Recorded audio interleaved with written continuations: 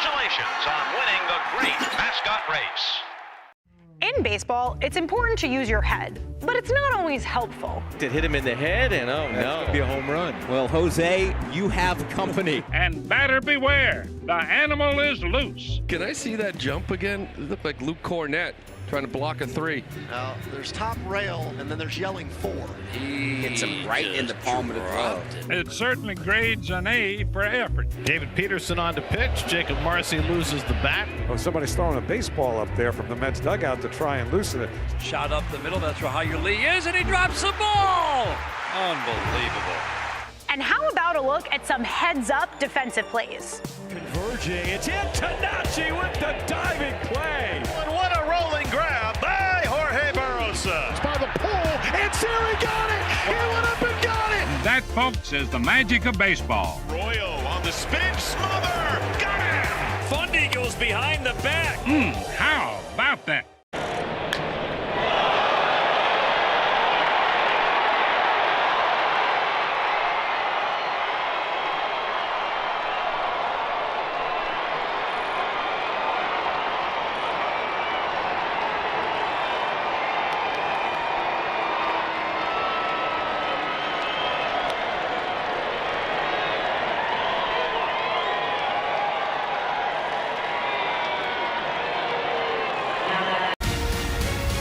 All right, welcome back. Here's what's on tap. The pitching matchup brought to you by Yingling Flight, the next generation of light beer. Davis Martin takes him out tonight against Spencer Arrighetti. Arrighetti began the season 7-1, but in his last 8 outings, he's 0-4 with a 7.88 ERA. Martin really struggled before the All-Star break, but last weekend he was In the entire American League with a 3.31, and at home, he has been even better. I noted that at the start of the game, but he has been absolutely ridiculous here at right field. Let's hope that continues here tonight. For the Astros, it will be Spencer Arrighetti, who on the season is 7-5 with a 4.34 ERA. However, Arrighetti was absolutely ridiculous in May when he won the American League Pitcher of the Month after posting a 4-1 record in just 5 starts with a .93 ERA. Things have obviously gone sideways for Arrighetti since then, with his ERA ballooning to a 4.34 on the season. So hopefully the White Sox can continue to get the best of Arrighetti. Probables for the remainder of the series, it will be Sean Burke Saturday night up against Hunter Brown. That's a 6:10 first pitch. And then in the series finale, it will be Eric Fetty up against Ronel Blanco on Sunday afternoon. That's a 1:10 first pitch. Following this series, the White Sox will conclude with a 4-gamer against the Yankees before they hit the road for a 6-game, 7-day trip against Tampa Bay and Boston. When we come back, we'll get you a Marquette Bank player to bank on and also give you a classic day, this day in White Sox history. We'll do that next when we come back right here on the ESPN 1000 Hard Rock Casino White Sox Network. Do you need home financing? Check out Marquette Bank. Looking for a home lender you can trust? You need Marquette Bank. Level up your home financing journey with Marquette Bank. You get experienced mortgage specialists and an easy digital home loan process. Great rates, great service. Marquette Bank makes it easy. Marquette Bank is here for all your mortgage and home equity needs. Visit emarquettebank.com/home loan to get started. Marquette Bank. Member FDIC. Equal housing lender. NMLS number 462926. You gotta see Jack, you gotta see Jack. Jack Phelan, 'cause Jack's got something new. Jack Phelan Chrysler Dodge Jeep Ram in Countryside is your hometown team. For more than 50 years, people have been seeing Jack for a huge new and used car inventory, terrific savings, and customer service that's second to none. If you're ready for a winner, you gotta see Jack. Jack Phelan Chrysler Dodge Jeep Ram in Countryside.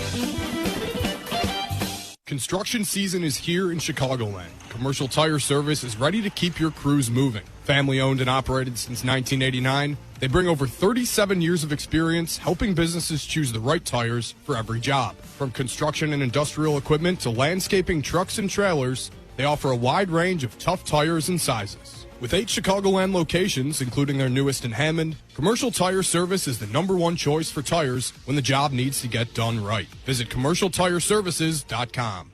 Whether you're starting college for the first time, finishing the degree you began years ago, or ready to take the next step with a graduate program, NLU means business. At National Louis University, our business programs are designed to fit your goals, your schedule, and your future. With flexible options, expert faculty, and career-focused learning. Join us at an upcoming open house and discover where a business degree can take you. NLU means business. Visit nl.edu to learn more and register today.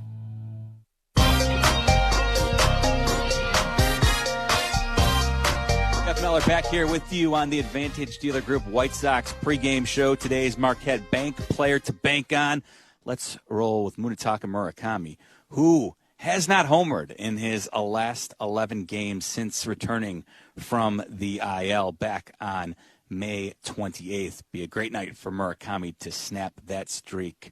Who Are You Banking On is brought to you by Chicagoland's neighborhood bank, Marquette Bank, here for all your home financing needs. Love where you bank. On this date in White Sox history or thereabouts, of course, because the White Sox had the off day yesterday, July 23rd, 2009, Mark Burley's perfecto.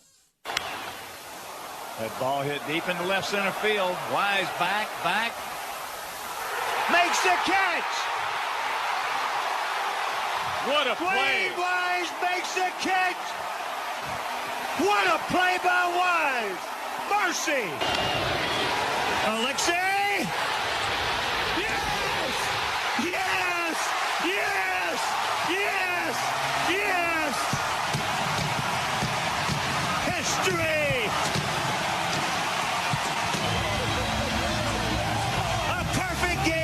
Mark Burley, and what an unbelievable play by Dwayne Wise. Yes, 17 years and 1 day ago, Mark Burley threw a perfect game. That's going to close out this edition of the Advantage Dealer Group pregame show. Can we recognize the athleticism of the elite security down there? Unbelievable. I give them 10 down pretty good. Yeah. Look at that. I mean, come on, Joe Ryan. It's all part of the experience. This is an experience tonight. Oh, look out. In between the legs of Jose Altuve, almost clipped his buddy in the on-deck circle. Hey, that'll wake you up. And Fortes is able to hang on to the foul tip. Fortes getting a little help from the love handle there. Chris Sale's 10th start of the season was a beauty. He goes 7 innings, giving up just 1 run, and he is in line for his first win against the Marlins. An outstanding outing tonight by Trey Savage. 6 innings, 2 hits, did not walk a batter, struck out 8, kept the Yankees off the scoreboard. 11 strikeouts from Kyle Harrison. Matching a career-long outing for Kyle Harrison and a dominant 2-hit shutout for the left-hander. Wow. Outman over. Outman with the dive! Superman hit-saving play by James Outman. Ryan drops his glove on the mound and gives James Outman a standing ovation. First pitch of the game, the pitcher hits it out. A living, breathing statue, Shohei Ohtani. You just don't dare take your eyes off of him. It's a walking history book. It's ridiculous what he does.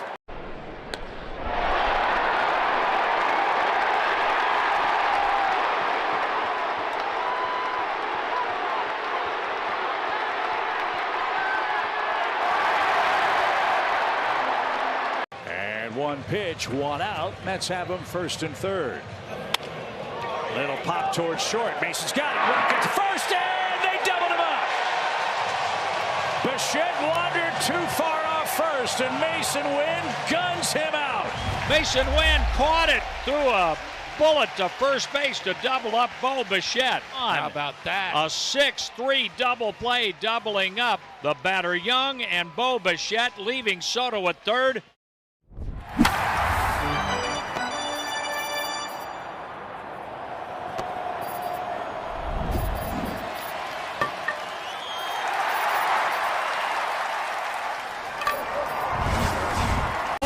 Deep left center field. It's back there. It is gone!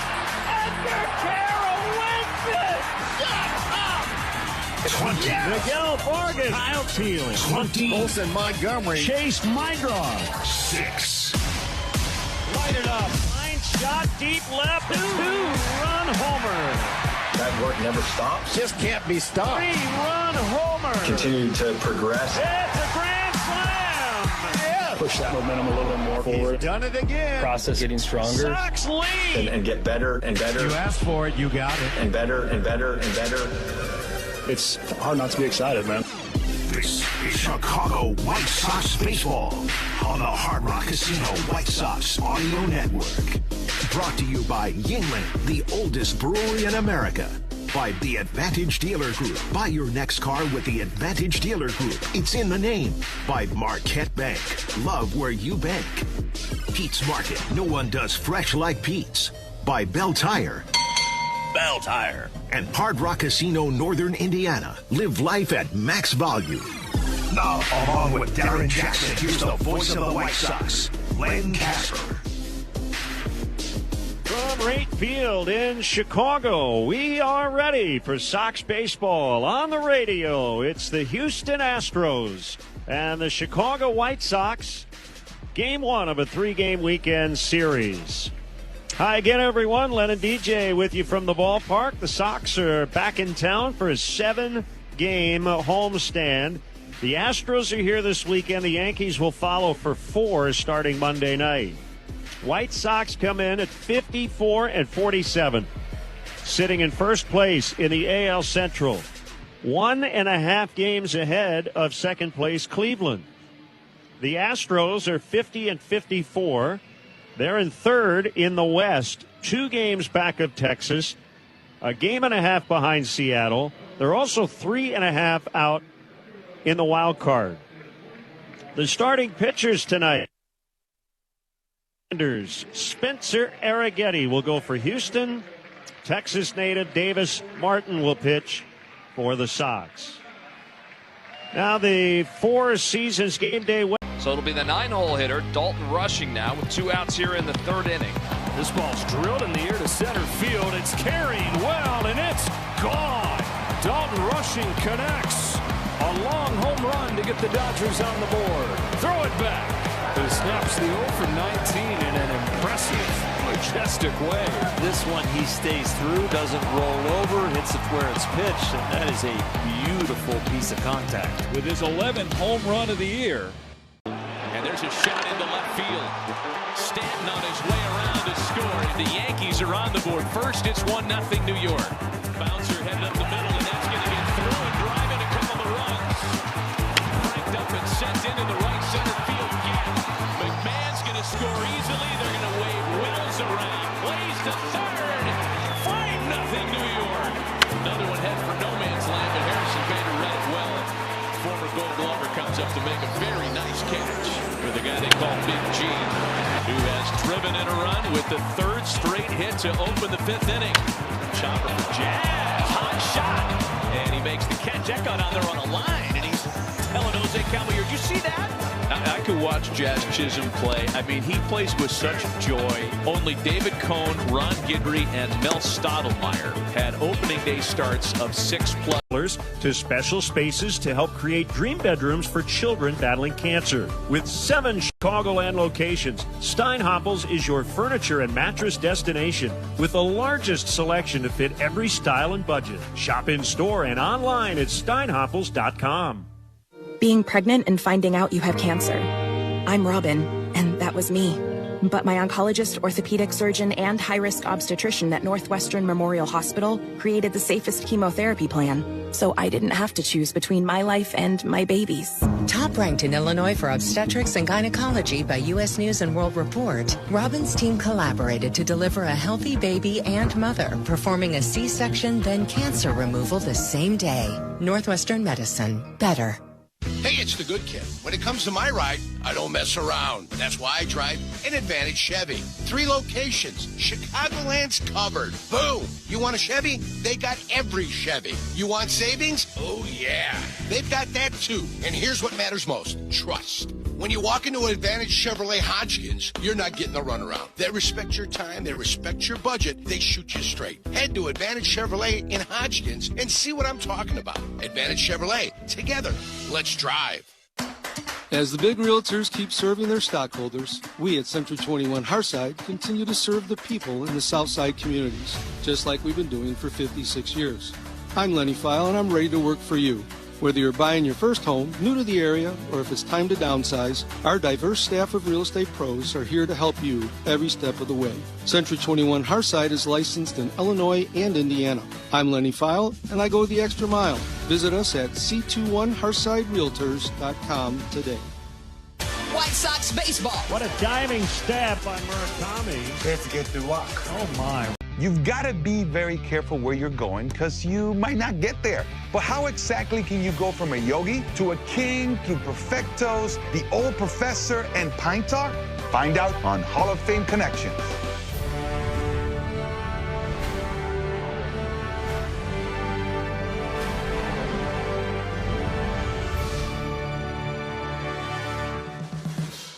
Yogi Berra was an 18-time All-Star and 10-time World Series champion. This is the only perfect game in World Series history. You ask him about it, and he would say, it ain't been done before, and it ain't been done since. David Wells was perfect on May 17th, 1998, Beanie Baby Day. It's not the pitcher that's calling the game, it's the catcher calling what pitch to throw. The rule was, can't be more than 18 inches of pine tar. Home plate is 17 inches wide. And so he said, well, if it's more than an inch, and it was a lot more than an inch, then it's an illegal bat. They might be going to call George Brett out. Well, he's out. Yes, Brett is out. Look at this. Keep it down a little, will you, please? Okay, Yogi. Casey Stengel and the other touring ball players met the King of England. Of course, with my English, we had a little trouble understanding each other. As Yogi said, when you come to a fork in the road, take it. Catch every episode of Hall of Fame Connections on MLB.tv and discover your own connections to the game at baseballhall.org.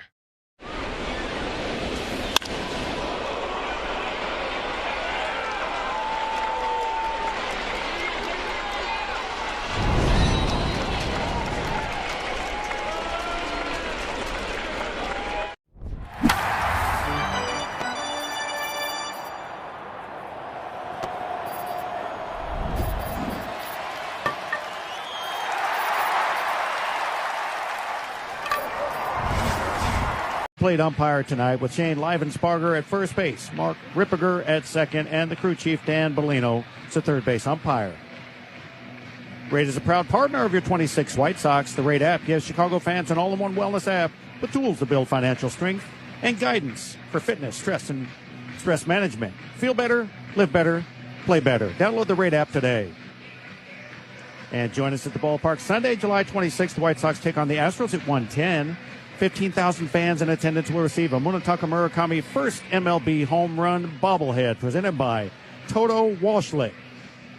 Get your tickets and prepaid parking by visiting whitesox.com/promos.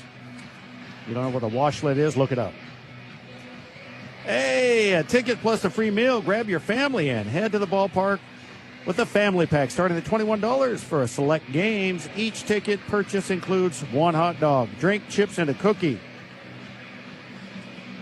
And join us at the ballpark Monday, July 27th at 6:40 for Christmas in July, presented by Cordec. Get into the holiday spirit with special activations, photo ops, and more. To purchase tickets and prepaid parking, visit whitesox.com/promos. Oh, it's beautiful weather at the ballpark. Let's hope the ball's jumping for us. The White Sox with 131 home runs. Yeah, that seems like a lot until you look across the page. And the Astros have 142. So the White Sox are 11 behind them in that category. Let's go. Davis Martin, go get them. Here's my partner with the play-by-play. Here's Len Casper. All right, thanks, DJ. Great to have you with us on this Friday night. And our look at the White Sox uniforms is driven by Arlington Toyota. Check out their impressive lineup of Toyota vehicles today. Arlington Toyota. New owners, same people, better deals. Visit ToyotaArlington.com. It's a City Connect Friday, so the White Sox wearing their red and black City Connect uniforms. They have two different versions of their cap, and they're going with the red caps, black bills tonight. And it is Bulls night, so it's appropriate. They're wearing these outfits. The Astros are in their road grays. All around baseball, it is Hall of Fame weekend, so each team is wearing a special Hall of Fame cap. The Sox won't wear theirs until tomorrow, but the Astros cap is at navy blue and a really cool logo, an orange Astros star over top, a silhouette of the state of Texas. Something different. Our broadcast booth is brought to you by Bell Tire. If you can't find free air, free flat repair, and the lowest prices, find a Bell Tire. Keep a watch on the out-of-town action. Cleveland trailing at the Trop 2-0 to Tampa Bay in the third. The Guardians lost in extra innings to the Twins yesterday, so partner the White Sox have a game-and-a-half cushion in the division. I know. When I looked at that today, Lynn, I said, whoa, game and a half. It just felt better than a game. I don't know why. It probably has to do with the fact it's the highest or the biggest lead that they've had in the division so far this year, and makes you feel like anything's attainable now. They're also 3 ahead in the loss column, which is always important. Very top-heavy lineup, at least of late, for the Astros. Pena, Alvarez, and Paredes have all been red hot. Jeremy Pena, the shortstop, leads off against Davis Martin. Right-hand pitcher, right-hand batter, and the first offer is tapped foul behind the plate on a fastball. 76 degrees on this lovely night. Martin's 0-1. His slashed foul on the backstop. It was a high sinker. Pena checks in at 302 with 9 home runs. And he had a big series in their sweep over the Miami Marlins. He comes in with a 3-game home run streak. Leans on that back leg, and he hits a chop to third. Picked up by Vargas. High throw late. Murakami, I think, came off the bag and couldn't get his foot down as Pena crossed first base. Well, I thought his foot was still on the base, but maybe not. No, he lost contact with the base. The throw was high. But I'm going to tell you something. Murakami did the right thing. You have to make sure you catch that baseball first and foremost. You have to.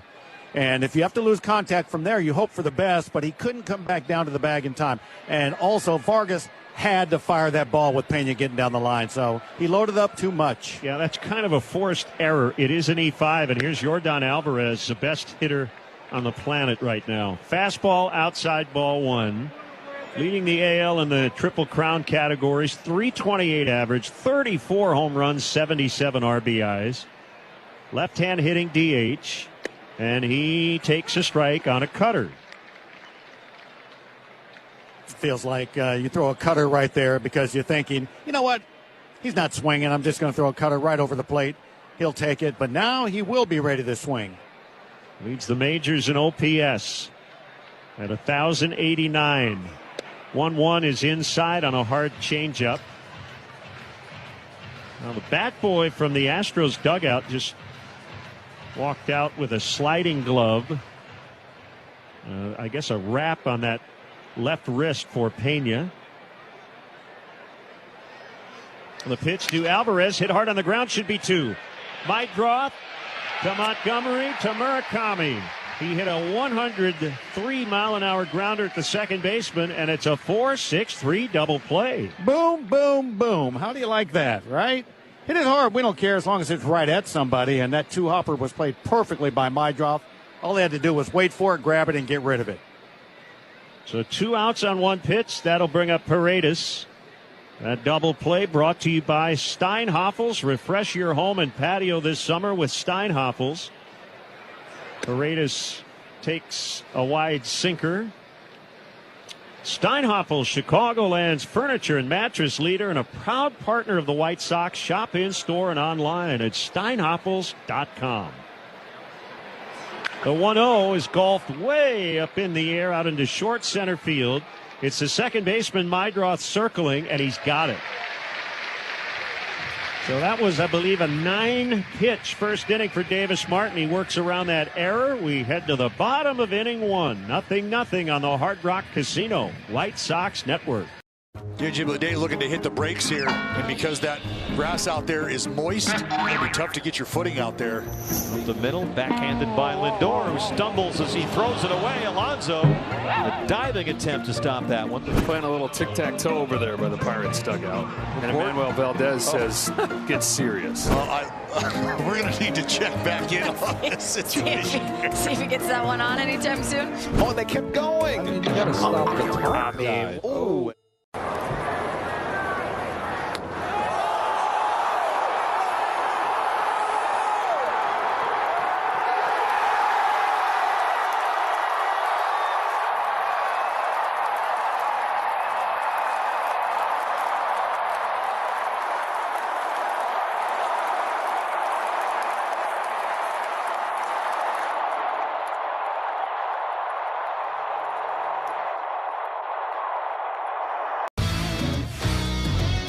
I'm going to throw out a restaurant, kitchen term to you, and then hit me with the baseball one. I'll start first. Okay. Mise en place. Oh, mise en place. That is, as the chef, you put all your different ingredients out, kind of before you start cooking, right? You got it, man. Yeah. That's the most important That's a tough one. I hear this one a lot because of my name, can of corn. Easy fly ball. For FDIC, Equal Housing Lender, NMLS number 462926. Glenn Casper play-by-play. Almost one deep to right. Darren Jackson's analysis. He connects, boy. They go far. This is the Chicago White Sox Baseball Network.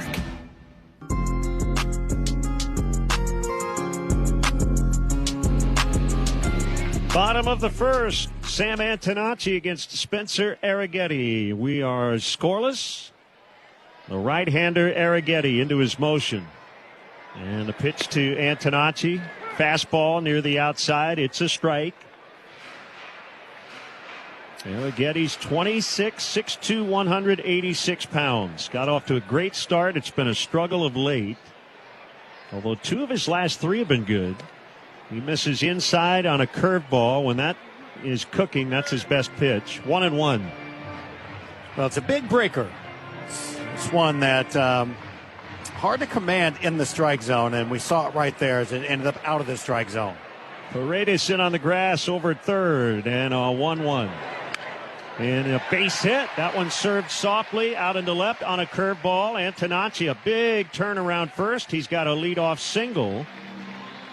Good start after a somewhat slow road trip statistically. Went 4 for 23, but he's 1 for 1 tonight. And here's Murakami. Well, what we had heard about the breaking ball from Arrighetti is if he keeps the breaking ball down and gets chased, it's effective. If he gets it up like he did just now to Antonacci, it's very hittable because it's not dynamic up in the zone. Here's Mune with a man on and nobody out. Low set with the hands for Arrighetti.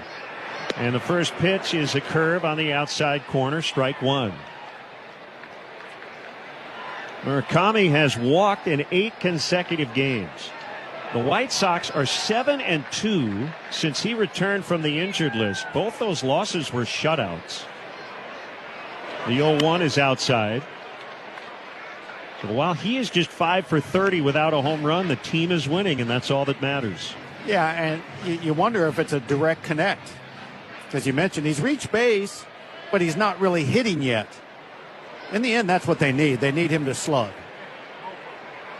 1 on, nobody out. The 1-1. Antonacci takes off. The pitch is outside, and the throw is late. Antonacci steals second base. That's his 14th. And it's 2-1 on Murakami. Great jump by Sam. That was the key. As Vasquez popped up, got rid of it quickly, but the throw wasn't on the mark. It was reached for and had to bring the tag back from the shortstop side by Pena. I love his slide. Pete Rose headfirst dive. The 2-1 is high. Hey, he's got the Superman, full body and flight. 3-1 on Murakami with Vargas waiting on deck. Sox have the second best home record in MLB. Called strike 2. 3-2. They're 31-17 here, including 27-9 over their last 36 home games. Fans still filing in. Should be a well-attended series.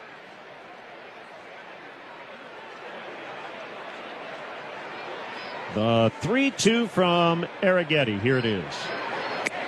He walked him, took a low curve. Yeah, I was looking at the numbers and realized after playing just below 500 the first month plus, since the start of June, the White Sox are 21-12. That's really, really good. And they're just as consistent as can be. And they're getting better on the road now, which we talked about multiple times, that eventually they're going to have to show up a little bit better on the road, and they're starting to do that now. Yep. Vargas with 2 aboard and nobody out. Here's the pitch. He swings and misses. Good curveball. Looked like a strike, ended up off the outside. Miguel batting .245 with 21 home runs. He is not locked in. That swing right there just proves it. The 0-1, and he pops it up, way up in the air back of the plate. Vasquez will give it a look, and it's into the seats. If the Sox win tonight's game, Walner Law will make a donation to the Greater Chicago Food Depository. Walner Law handles the toughest car accident cases in Chicago. Call 312-8-million. Walner Law, win with Walner. Great opportunity here in the first. The 0-2. It's high. And one of the things that's a tell for with Vargas when he's locked in is he really doesn't even flinch or offer at pitches out of the strike zone when he's locked in. Yet he's still ready to hit. Right now he's kind of ready to hit and swinging at a lot more stuff. The 1-2 in on his hands on a fastball. But he is still surviving. He's finding ways to get his hits. He's a little more off balance with some of those swings, but he's getting the job done. And when you don't feel locked in, that's what you have to do. Just find ways to still be a positive offensively. 2 balls, 2 strikes. The pitch. Hammered on a line foul over near the tarp roll. That was a curveball. 17th start for Arrighetti. Began the year in the minors. Lance McCullers beat him out for the 5th spot. He came up in mid-April and was great. He was the American League Pitcher of the Month for May. And he misses outside. So it's a full count. Since the start of June, though, Arrighetti 2-6 with a 7.88. And he might be pitching for his spot in the rotation here tonight as a result. The payoff. Outside on a curve. That's ball 4, and they're loaded up. What an at-bat. After an 0-2 start, he draws a walk. We're going to get a very early mound visit from their pitching coach, Josh Miller. His assistant is former White Sox pitching coach Ethan Katz. Hey, White Sox fans, the 27 schedule's out. Secure your spot with a 2027 ticket plan today. Be here for the biggest matchups, including Cubs, Yankees, and opening day on Thursday, April 1st against the Brewers. Plus exciting new promotions. To secure your ticket plan and view the full schedule, visit whitesox.com/2027. Big at bat for Colson Montgomery. Bases loaded, nobody out, first inning. Well, one of the things you notice about Arrighetti is he's not really attacking the hitting. He's getting ahead, but then he's nibbling, trying to get some chases. Pitching coach has to go out there in the first inning to settle him down. That's not a good sign. Astros will play back for 2 on the infield. And Colson hits a pop fly out into shallow left. Lamont Wade Jr. will give way. It'll be caught by the center fielder, and Antonacci will score. Spence made the catch. And with good wheels at third, that was a pretty easy send for Justin Jershely, and it's a sacrifice fly for Montgomery, 1-0. Well, it's interesting because it seemed like the center fielder decided to call off the left fielder. but his body was moving a little bit toward left field, and he's a left-hander, so I had to throw back against the grain. And the throw was not easy because of that. So I don't know if Jersley just realized the difficulty of the body movement and throwing accurately, or if he knew the arm just wasn't accurate in the first place. So they're on the board. Still runners at first and second, and the batter is Benintendi with one out. And he hits a ground ball foul, first base side. You know, by the way, the Astros are looking at like that's a win. They got an out. They give up the one run, ground ball, double play, and it's just minimal damage. So you got to add on and keep Arrighetti on the hot seat. The kick, the 0-1. Swing and a pop-up right side of the infield. Infield fly rule in effect as Altuve will make the catch. 2 down. And it's up to Braden Montgomery before he bats. 10 for ID on the Hard Rock Casino White Sox Network.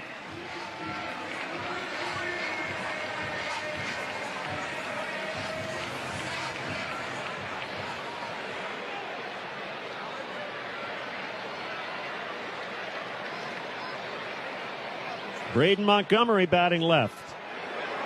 Swings and hits a ground ball back of the plate. Well, he really loves that curveball, doesn't he? He's thrown it a bunch already. It is his number 1 used pitch of his repertoire, and he's not afraid to flip it up there. He's thrown it as many times as he has his fastball in the inning. There's another one, and it's a strike. And it's 0-2 on Braden. And that, as a hitter, you have to evaluate. Do you want to hit his fastball, which his fastballs, all of them are hittable pitches, but he throws it less than the breaking ball. The 0-2 outside on a hook. Braden scored 3 runs in the win at Texas on Wednesday. Batting .236, 3 homers. He's driven in 18. He's got Murakami at second, Vargas at first, and the 1-2. Swung on and chopped into right, base hit. Here's Murakami around third. The throw by Cam Smith, not in time. It's 2-0. That's the backbreaker right there. The one where you think you're off the hook. You're just a pitch away from getting out of this big inning. And instead, a seeing-eye ground ball past the second baseman. Nice at bat by Braden Montgomery. He's been an RBI machine of late. Vargas ended up at third. Peters coming to bat. It's 2-0. Tristan batting 7th in the order. And the runner takes off from first, and Peters just got drilled on a curveball. Braden slipped, and thankfully he's all right, because he might have been a dead duck at second base, but the pitch hit Peters, and they're loaded. Yeah, that's interesting, right? Because he did have a jump, a decent one, until he was spinning his wheels. Just slipped over there, and next thing you know, he just kept going anyway. You're like, uh-oh. And then I saw the pitch was in tight. I'm thinking, well, at least it's not an easy ball for him to catch and throw. It was impossible because it hit Peters in his left leg. So that'll bring up Chase Meidroth, who had 4 hits Wednesday and yesterday turned 25 years old. Bases loaded, 2 outs, 2 home. Arrighetti's pitch. Inside on a fastball, and Meidroth just turned out of the way. He nearly got clipped. That would have been good for another run. I'm just feeling the stress from the dugout on the first base side right now from the Astros of watching this inning of pitch being pitched. 1-0 and a bad miss low and outside on a curveball. I mentioned Arrighetti could have his rotation spot in jeopardy here. Hayden Wisniewski's on the injured list, rehabbing from Tommy John surgery and pitching tonight in a rehab start. The 2-0. Chase takes a strike on a curve. Well, that was just a get-me-over curveball on 2-0. Just kind of lobbed it up there with the idea that no way the batter's looking for this on 2-0. A stretch and the 2-1. Meidroth fouls. He went off the plate on a curve. That would have been ball 3. Oh, absolutely. When you say off the plate, that pitch was 8 inches off the outside corner. And he's ahead in the count 2-1, so you don't protect on that. He kind of bent over at the waist and flailed at it, and it's not a one-strike swing you want to take. They've got action in the bullpen. 2-2 is fouled. They've got a right-hander, and he's throwing without much time in between pitches. Because right now, as it stands, we're hoping that they left Arrighetti out there for one batter too late, and Mydroth just puts one in the gap. A.J. Blueball is that right-hander. 2-2, and this time he hit him on a curve. Painful RBI for Mydroth. Vargas forced home. It's 3-0. Boy, the Astro fans in attendance, you can hear them. This has been an inning from Hades. You got 2 hit batters, you got 2 walks, you got 2 hits, sacrifice. There's not a lot of positives out there for Arrighetti. Drew Romo, the number 9 batter. 3-0, bases loaded. And a strike called on a changeup. And even though this has been a really terrible inning for Arrighetti, it hasn't been blown open yet. One swing from Drew Romo, and it can be. Drew batting left. 0-1 is outside on a curve. He went to high school in the Woodlands, right near Houston.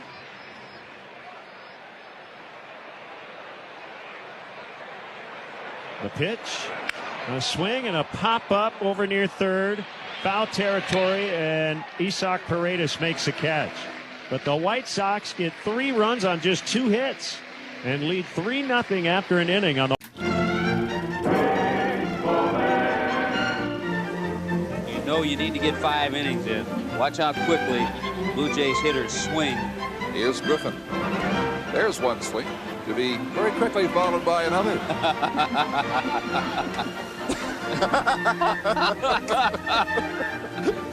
You said they'd swing at almost everything. Well, that is one of the strangest strikeouts you will ever see. Gosh, we've gone to Sea Dogs games since we were kids. I've been coming to see the Sea Dogs for the last 30 years. Great experience.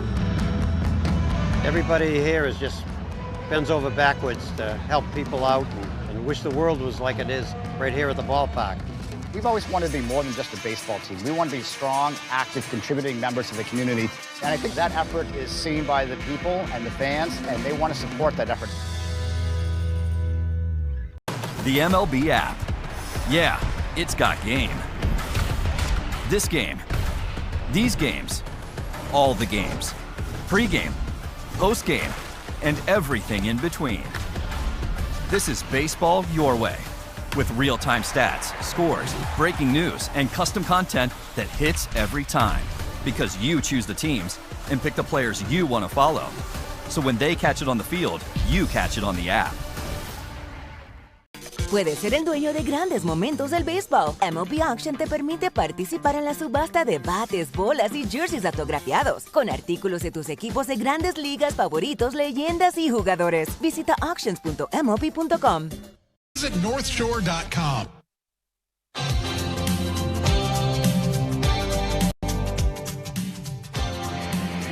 White Sox with an early 3-0 advantage. Brought to you by Advantage Dealer Group. Find your next Chevy, Acura, Toyota, now Cadillac, Buick, GMC. Find your advantage at Advantage Dealer Group. Davis Martin against Jose Altuve, leading off the second. Now 36 years old. A well-decorated career that should end up in the Hall of Fame. And he takes a fastball high and outside. He's hitting just .232. He is a career .300 hitter. 3 batting titles, including 2017 when he hit .346 to lead the majors. The pitch backed him away, up and in. Wow, he's still getting the boo birds from all those years later. That's amazing. He has played in 105 career postseason games. And he hits a high fly into center field. Peters drifts in about 5 steps and makes a catch. You have to look up and see if he is the, stature-wise, the shortest number 4 hitter ever. It's quite possible. Well, Hack Wilson wasn't very tall. Maybe Freddie Patek or something. I don't know. Hack Wilson was 5'6". Oh, well, there you go. 56 homers in 1930. Yeah. Well, Altuve, and it's definitely not, when I say that, a slight, because he's got 200 or 300 or so home runs. Well, Montwade Jr. takes high. We saw a good bit of him in spring training, and was kind of one of those bubble guys for the White Sox. He ended up at AAA. Now he's with Houston. Left-hand hitter takes a strike. Lamont going through a tough spell here. 0 for his last 16. Signed a minor league deal on June 4th with Houston. And he pulls a high foul out of play off to the right on a curve from Davis. Back to Altuve. He's been an MVP, a 9-time All-Star, Gold Glover, 7 Silver Slugger awards. Jason Stark wrote today about his Hall of Fame case. The 1-2 is high, and he thinks that he's going to get in. He should be a lock, especially with Carlos Beltran and Jeff Kent going in for different reasons. The 2-2 fouled off to the left. In Beltran's case, he was involved in the sign stealing scandal, so that kind of removes that factor for Altuve, theoretically. Right. Yep. Jeff Kent was second baseman. And then he also mentioned Chase Utley, who should get in the next couple of years. Ground ball right back to the pitcher, and Martin will underhand toss to Murakami for out number 2. I believe Utley this past winter received 59% of the vote. He will get in, but Altuve's numbers really stack up well against Kent and Utley. So I agree with Jason. I think he'll get in. Oh, I would agree with that. I mean, if you're just talking about statistically and what he's done in his career, to me, he's a shoo-in. Yep. That's it, without the controversy. Right. Christian Walker swings and fouls. He's their first baseman. 3-0 Sox lead. We're in the second. First of a 7-game season series, 3 here, and then later on this season, 4 in Houston. The 0-1 swung on and hit in the air out into deep left, but it's going to be Sam Antonacci to make the catch. Nice shutdown 1-2-3 for Martin after an inning and a half. Sox 3. Te encantan los jugadores. Te encanta el juego. ¡Y se fue! Ahora puedes ser el dueño de grandes momentos del béisbol. MLB Auction te permite participar en la subasta de bates, bolas, jerseys autografiados y más, con artículos de tus equipos de grandes ligas favoritos, leyendas y jugadores agregados toda la temporada. Cada artículo es autenticado por MLB para asegurar que lo que llega directamente a tu hogar es original. ¿Quieres una parte del juego? Visita auctions.mlb.com. It's up to Gabby, 0 for 2. Up there in a 2-out RBI spot right here. And Moreno drills it deep to left center. Gabriel Moreno. That's gone. 427 feet. It left the bat at 108. The 7th for Gabby. And it's 4-2 Diamondbacks. That ball was absolutely crushed. James McCann, the hitter, he has singled and walked. And McCann gets a hold of one. This one's on its way. And there's one more. 4 Diamondback home runs. And they lead it 7-2. 100 career home runs for the veteran James McCann. One pitch, that ball is launched to left center field. Here's Waldschmidt. Tawa on the move. Ryan Waldschmidt. There goes number 1 for Waldy. His first major league home run, and it's 9-2. Get the feeling it's not going to be his last.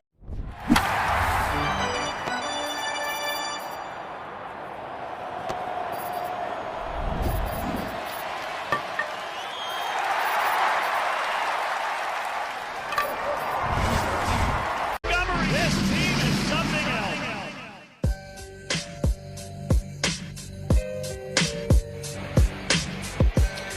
Spencer Arrighetti,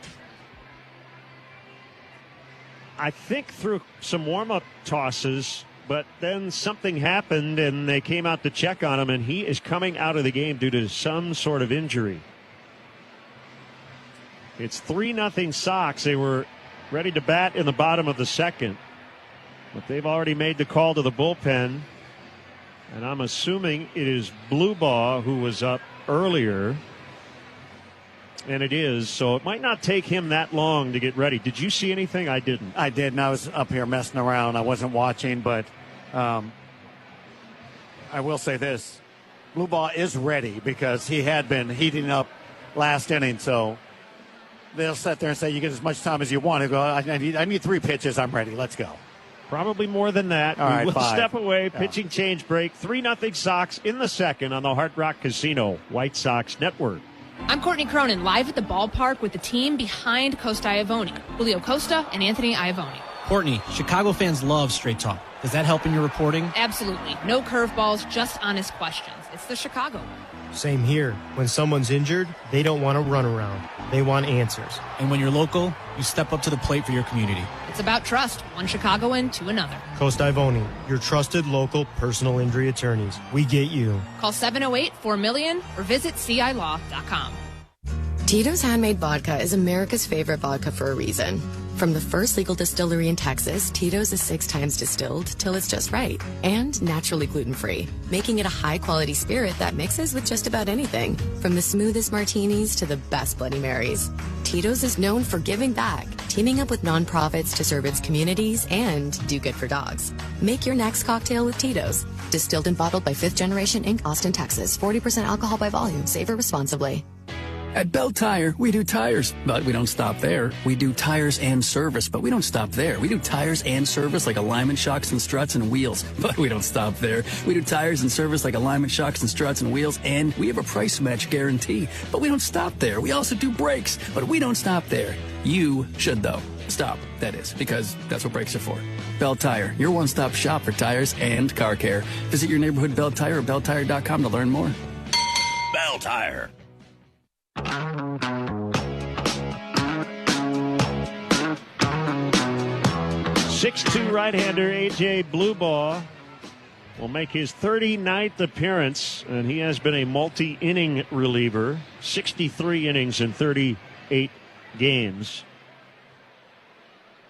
And he's in for the injured Spencer Arrighetti, who had a rough go in the first inning. He gave up 2 hits, 2 walks, 2 hit batters, and 3 runs, and was warming up in the second and unable to go. Yeah, you hate to see it, but he wasn't long for the game. If he went out there and started the inning with troubles and commanding his pitches, Bluebaugh was ready to come in anyway. So, as it turns out, he's out there a little earlier than anticipated, and now I just noticed a shot in our dugout. Derek Showman, the hitting coach, was talking with the manager and some hitters, and next thing you know, they're trying to figure out what the new pitcher is going to be presenting, because they had a game plan against Arrighetti, and it paid off. Now they have to make the adjustment quickly to the new pitcher.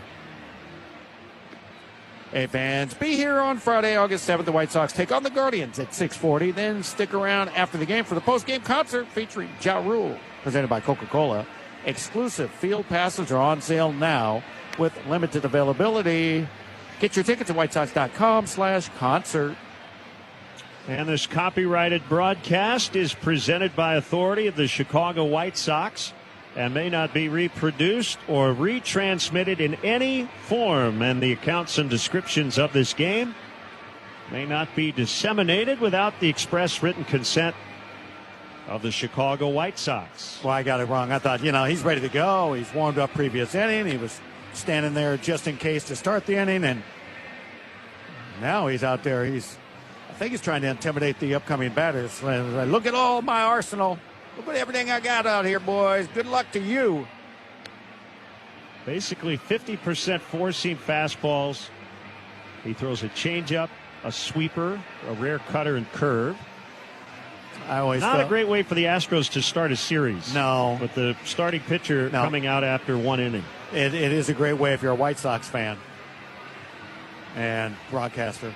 But other than that, yes. So I've never looked at the Astros as an opponent where you're going, oh, they're easy to face. Don't worry about it.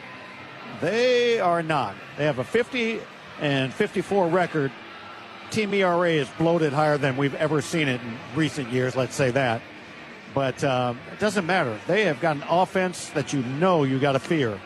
So we don't take it for granted. Good thing they got some runs early. Now it's add on and get into that bullpen and stress that bullpen out. The Astros were 11 games under on May 21st. They're 30-23 since, and they're, quite frankly, in a division that nobody seems to want to run away with. Texas starting the night at the 500 mark, leading the way, a half game ahead of Seattle, and Houston only 2 back, despite being 4 games under. And that's why the trade market, I think, is really slow right now, because everybody's in it. Yeah. What I love is here we are in a position to get to season high 8 games over 500. That's something. No doubt. Here's Antonacci leading off for the second straight inning. A.J. Blue Ball lets it go, and a foul back out of play. Sam with a single, a steal, and a run in the first. You mentioned the 4-seam fastball. That's what he threw basically right on the hands of Antonacci. Good location. Velocity was 93. The 0-1. Swung on and missed on a good high heater that time.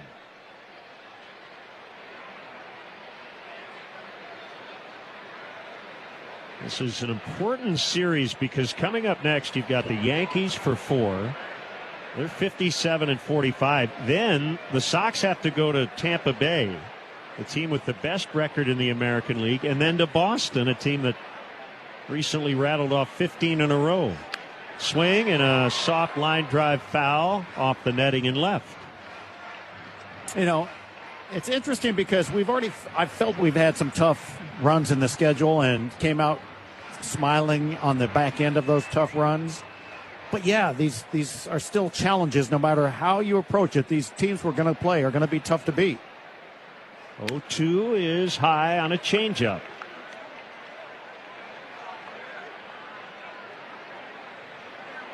One ball and 2 strikes.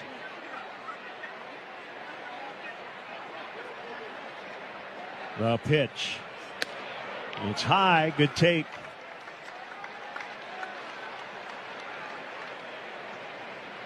Murakami on deck. Blue Ball with a real big leg kick. Here it comes. It's high and it's full. That was an 84-mile-an-hour changeup. Man, Vasquez, his glove is popping like it was 110 miles an hour. The 3-2. Foul tip, and that's a strikeout on a fastball. 1 away. That will bring up Murakami. The pitching matchup tomorrow night, Hunter Brown and Sean Burke. And then Ronel Blanco and Eric Fetty scheduled to pitch on Sunday. Mune with a 9-game walk streak. He took a 3-1 in the first inning and later scored. And the sweeper is inside. First time we get a chance to see the home plate umpire Dexter Kelly. So far, so good. Yeah, made his major league debut earlier this year. The 1-0 is a low sweeper.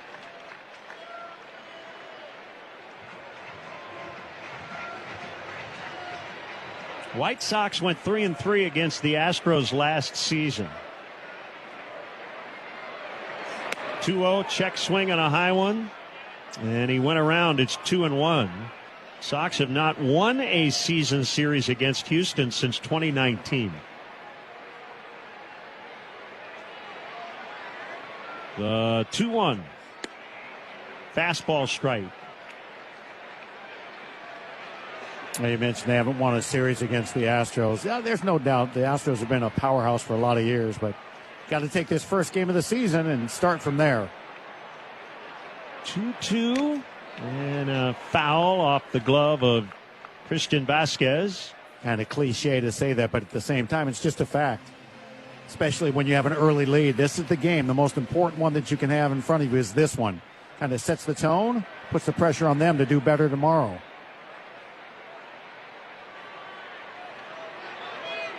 A pitch. High and outside on a cutter.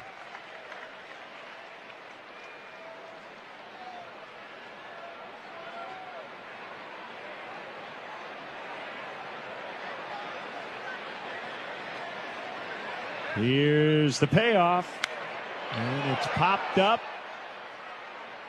Third base side. This could be tricky. Foul territory. Paredes makes a circus catch. He overran the ball and ended up grabbing it. And he ended up on his belly. That was a very high foul pop-up. And Paredes made a remarkable play. Quite frankly. I don't know if I've ever seen a more interesting recovery for a catch. I mean, I can't believe he caught the ball. That's just insane. Overran it, like you said, and then he had to reach back against the grain and leap in the air at the same time. That was an interesting catch. That's all I'm going to say. I don't think I've seen anything quite like that. Well, it's pretty windy up above. Based on that pop-up. Pretty windy in here, too. Here's Vargas with 2 outs. And he takes outside on a fastball. Well, that's always the case. I've been told. You just get a feeling in the first second or two when a ball is hit like that, whether it's going to be routine or not. Fastball is low, and it wasn't.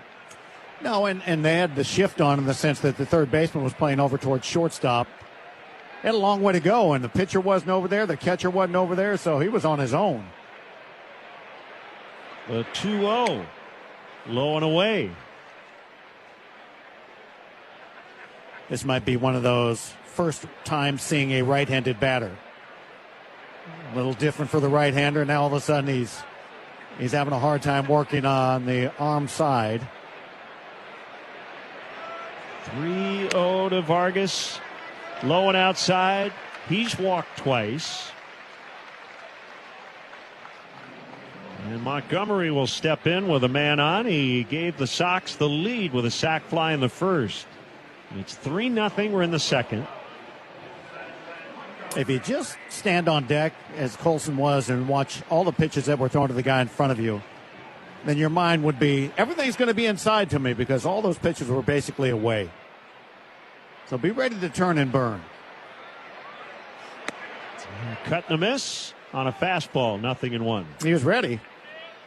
Too ready. He swung from his heels. Runner on first, 2 outs, second inning. Pena shades toward the middle at short. And blue ball will throw over late to first base.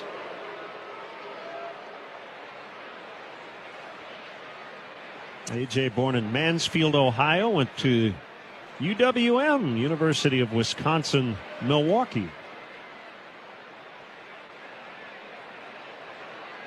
The 0-1.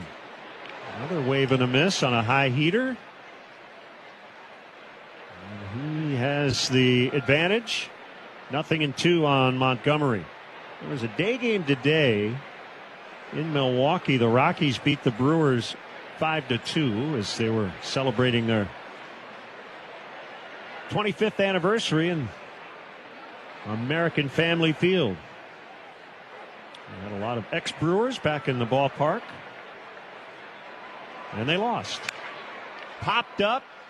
Left side of the infield. A little easier play. Paredes will make the catch on the dirt, and he stayed on his feet. 2-out walk to Vargas, but the Sox do not score. After 2, White Sox 3, Houston 0 on the Hard Rock Casino White Sox Network. The 10-time All-Star Chris Sale, he is having another fantastic season. And Sale starts his day off with a strikeout. And not surprising at all here, the opportunity to get some chase with Fernando Tatis Jr. and that slider that is down, very typical for Chris Sale. Wow. Great start for Sale. He got Tatis and Rengifo. He was way off balance there. Feels like it'll be a day for hitters where they're going to try to be aggressive, but not always a good idea against Chris Sale. Tatis breaks for the plate and then stops halfway down the third baseline. Sale unfazed, kicks and brings a 2-2, and he strikes out Machado. Showed him a really good slider to end the top of the second, but a lot more bullets fired that inning than Chris feels like he should have fired. This would be strikeout number 9 for Sale. There it is. And not surprising on that slider, back foot right down, perfectly located to get the swing over the top from Xander Bogaerts. TJ Rumfield's 3 for 3 today. Left on left matchup. The pitch. Oh boy, high and deep to right. Take a good look. You will see it for long. Second deck, 2-run home run for the 4th hit of the afternoon for TJ Rumfield. Rumfield says goodbye for the 13th time this season. It's a 4-hit game for him. Oh my, 456 feet for TJ. 10-2 Rockies in the bottom of the 6th.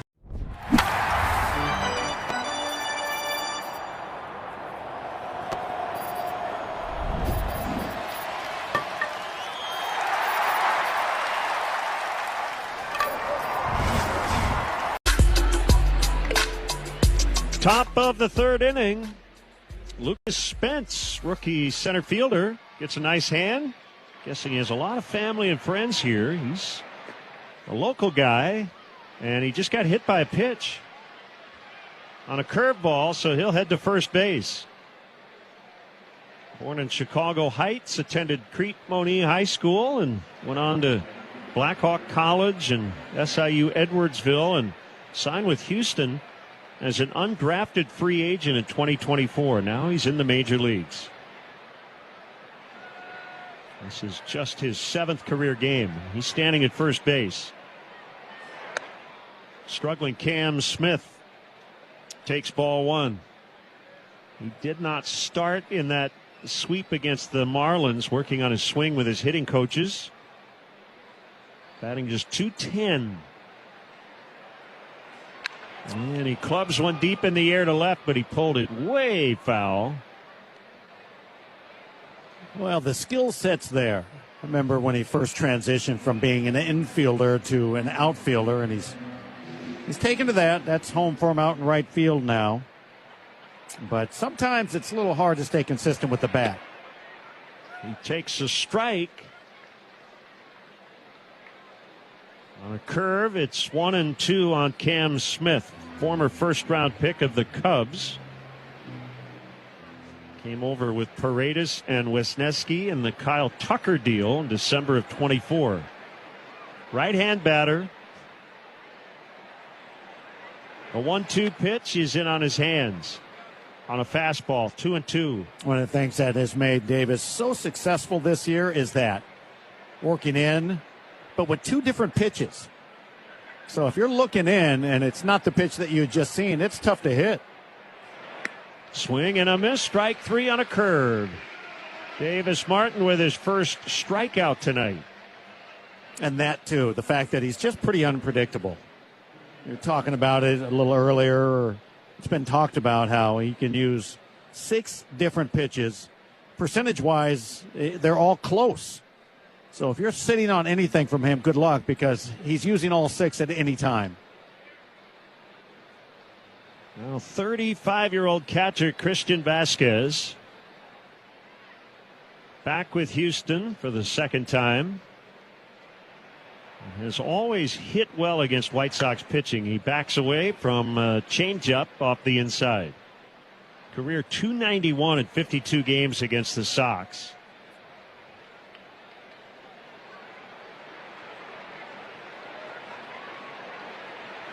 Decent lead at first by Spence, and the pitch is a strike on Vasquez.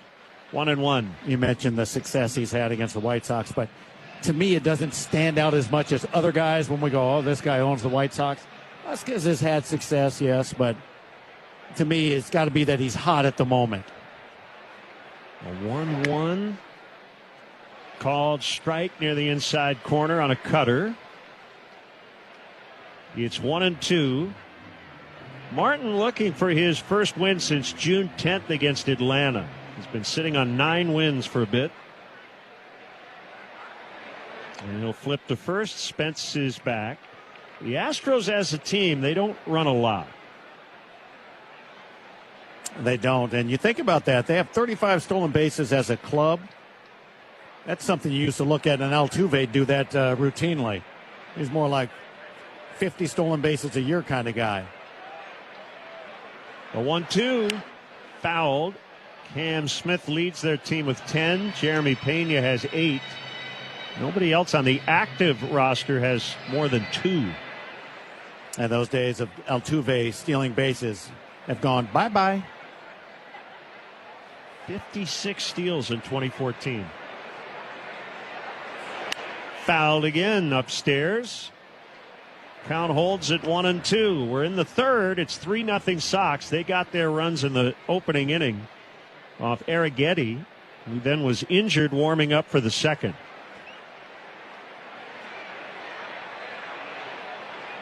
The pitch jammed him, and he fouls down on a sinker.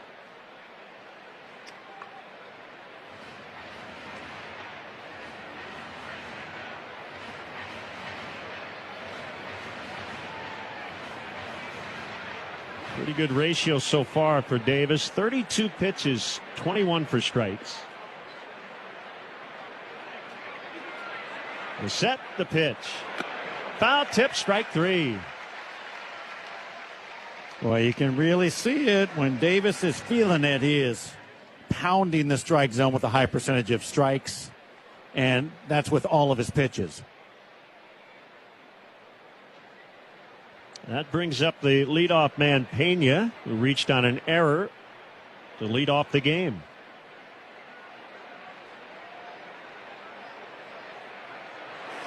And he singles on the ground into center field, and Spence is going to stop at second. Well, he is up there swinging. Pena in his first at bat did the same thing. He went up there swinging at everything right out of the gate. Little cutter that was thigh high right down the middle, and it got hammered right past the pitcher. So all of a sudden, Yordan Alvarez steps in as a tying run. He hit into a 4-6-3 double play in the first inning. I'm going to look at it as if, you know, he's a guy. Yeah, he can do all the damage, but percentage-wise, he's just as likely to make an out or strike out. He has 76 times he struck out this year. And he takes low on a curve. He just has the look. Just super confident, very intimidating presence in the box. The 1-0. It's high on a fastball. He was the rookie of the year in 2019. 4-time All-Star, and he might win an MVP this year. The 2-0 is a strike. Boy, you can tell the last thing he felt he was going to get is a fastball down the middle, thigh high. He was not even thinking about offering it that. Well, how many guys throw him that, right? Exactly. Yeah. That's why you got to look at Davis and go, I'll take my chances.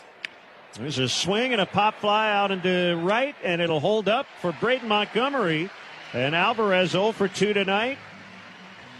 And the Astros leave a pair. We head to the bottom of the third. Max Muncy with his third go-ahead homer of the road trip. 229th as a Dodger. Moving past Ron Say. Welcome back, Max Fried. 7 strikeouts in 5 scoreless economical innings. What a huge lift for the Yankees to see him come back and do that. He's done it again. Just about every time you need him to come up big, he does. The 34 home runs makes Yordan the major league leader, one more than Kyle Schwarber. And this incredible magic carpet ride continues. The Red Sox win their 15th in a row to tie the all-time franchise record. That ball's gone. 317. Salvador Perez ties George Brett for the most home runs in franchise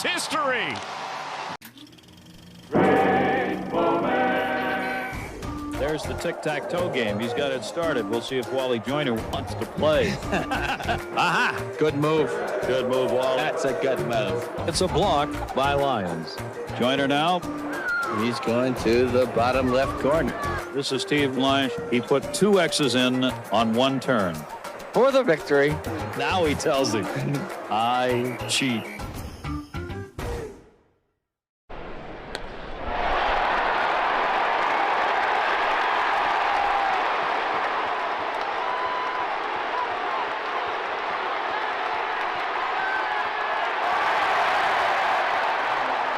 Even the heaviest control problems.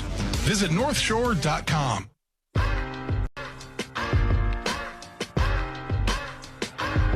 Bottom of the third, Andrew Benintendi, the DH, against A.J. Blueball, working in relief of the injured Arrighetti. And a swing and a miss on a fastball. Sox 3, Astros nothing. Outfield straight away and deep.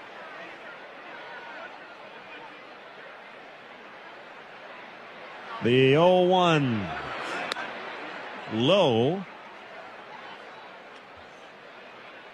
Detroit has a 2-1 lead over KC late there in the 8th inning at Comerica Park. Tigers won last night. The pitch is a strike, sweeper at the top of the zone. Tigers trying to notch their 50th win. They're 49-54. A 1-2 hit high in the air, foul, first base side, and this will be among the fans. The heart of the lineup is brought to you by Northwestern Medicine, home to Illinois' top-ranked heart and vascular program for 18 straight years by U.S. News and World Report.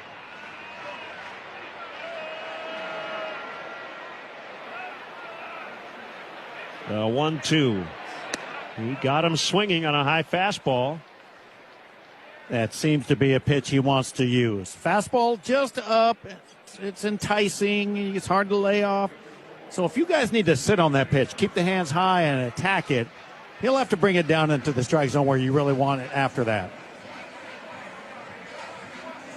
In steps Braden Montgomery. Picked up an RBI single in the first. Sox scored in 3 different ways: on a sac fly, a single, and a hit by pitch. And he serves one out into right. And he's 2 for 2. Just a nice swing on a changeup. And as you often say, he accepted a single. It's a big thing to do. When you're not familiar with a guy and you're not comfortable with just trying to take a chance on any pitch, accept a single. It's a controlled swing. You're not overswinging, which is going to probably lead to a pop-up or a swing and miss. Just accept a single like you're playing pepper with a friend at the park. He did it there. 1 on, 1 out. The pitch to Peters and a big swing and a miss. Remember the game of pepper when you were a kid with your buddies? Yeah. Jeff, you remember that game? Certainly. Yeah, you have to have bat control. Yes, that's all you're doing is peppering it back to them. They throw it. 3 guys or 4 guys lined up. You hit it to each one of them. That really teaches you how to be under control with direction. There's a high fastball to make it 1-1. And then it got to a point in professional ball where guys would be playing pepper in the grass area before the games and all that stuff. And grounds crews would come up to you and go, yeah, you can't play pepper here. Well, I remember the 1-1 is outside. The sign behind home plate at Candlestick Park, it said no pepper allowed. Yes. So you see that on television. It almost got to where guys stopped playing because, they did it in that area, and they're like, I'm not going out to the outfield to do this. Spin and a fire to first by the pitcher, Blueball, and Montgomery's back.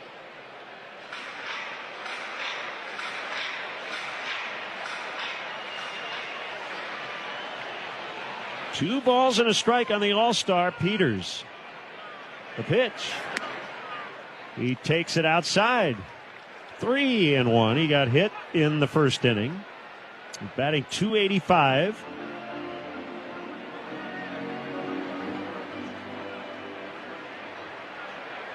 Slow start to the second half for Tristan. 2 for 21. And he hits a high fly out into the left center field, and it will be Wade to make the catch. 2 down, that'll bring up Meidroth. And the ultimate goal of an MLB fan, seeing it all. MLB Journey to 30 sweepstakes presented by T-Mobile is the ultimate bucket list. In and out for your chance to win trips to all 30 ballparks. Yes, all 30. MLB.com/journey to 30 sweeps.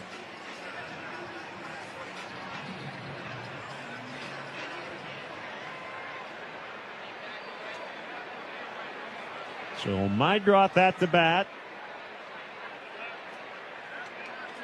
Was set by the right-hander and a throw over, and Braden back again. His lead pretty big. Looked like he was thinking about running.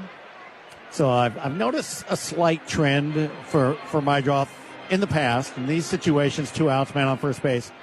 He tries to really crush the ball because a single's not going to drive in a run. So these are the at-bats where his swing gets a little bigger. Takes outside.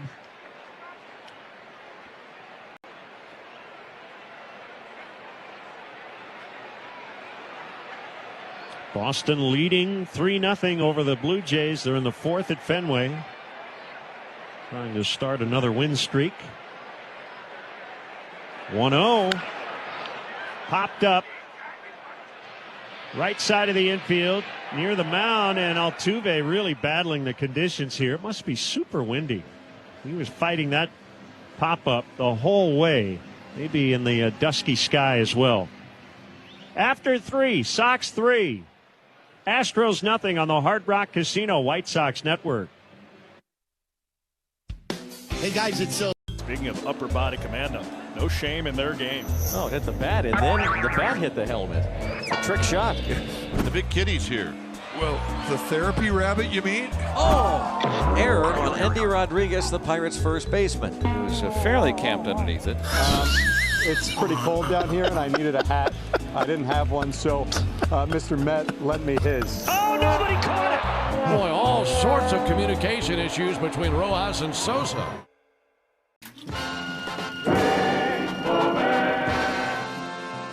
We've run into all kinds of weather so far this year, and this is the first time we've run into a fog. They're going to have Bonds hit a pop-up and see if they can catch it. There goes one now. Let's see where that is. I have no idea where it is. There's a lone figure standing out in right field, and only he knows who he is. It's like a set from the Hound of the Baskervilles should be coming out soon. We play in Toronto. Guerrero sends over some good stuff for the guys, so when we play in Toronto, I definitely dive into that. You gotta be careful with Vladdy, bro, because a Dominican breakfast will put you to sleep, bro. ¿Cómo está sonando la comida dominicana ya? La comida dominicana ya no sé cómo está sonando, porque obviamente mi esposa me cocina. O sea, hay restaurantes, pero no voy a comer comida latina. Puedes ser el dueño de grandes momentos del béisbol. MLB Auction te permite participar en la subasta de bates, bolas y jerseys autografiados, con artículos de tus equipos de grandes ligas favoritos, leyendas y jugadores. Astros 4th inning, 3-0 White Sox. Davis Martin against Isaac Paredes. First pitch is in there. I love this note. I keep tabs on it every time we see Paredes. He has 106 career home runs. 92 to straightaway left, 14 to left center. He's never hit one to center or to the right of center.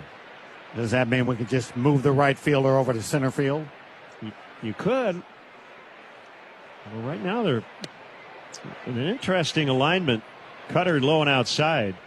Peters was over toward right center and now taking a few steps toward left center, and Antonacci playing hard pull in left. 1-1 is outside. But you're right. That's an interesting note. But what it says, he can hit the ball the other way. He just doesn't do it for power.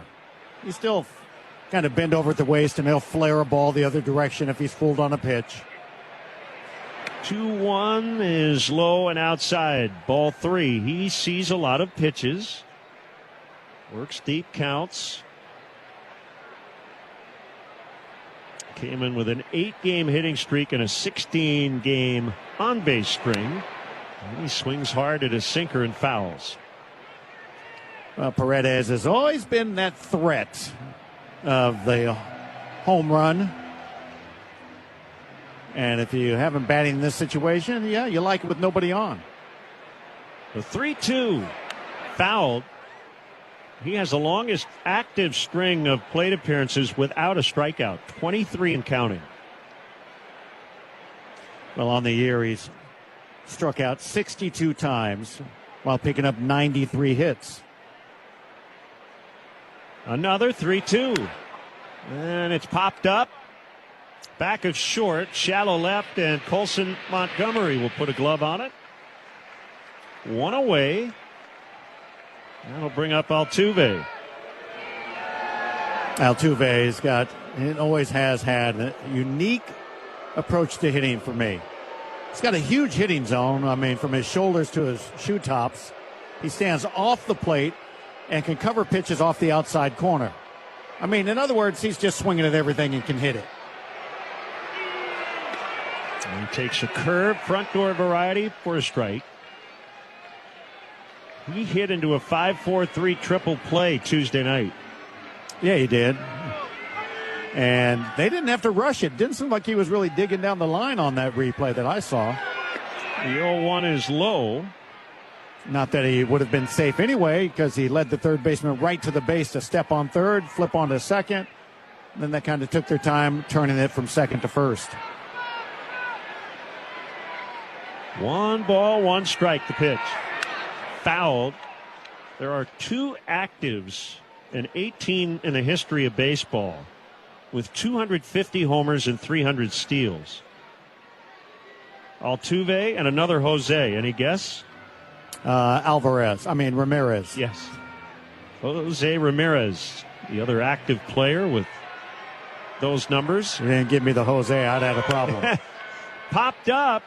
Murakami over in foul territory, first base side, and he makes a catch. Oh, we've had a pop-up fest. That's a fact. In this one. A lot of guys trying to launch, getting underneath the ball. Here's Lamont Wade Jr. I mean, it's a 3-0 ball game, and there's a total of 4 hits. Yeah, and even when the White Sox put up 3, it wasn't a lot of hitting. They used a couple walks, couple hit batters. Fastball is inside on Wade.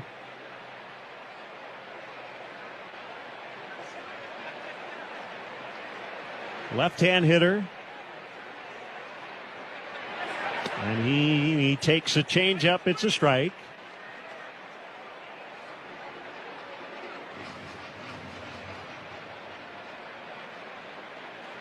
Davis Martin ready on a 1-1. Way inside, and he nearly hit him on a fastball. Boy, Davis is, I don't know why, but he is a guy that loves pitching here at this ballpark. 5-1 at home. With a 180. I mean, talk about loving home cooking. That's just factual. Changeup, it's a strike.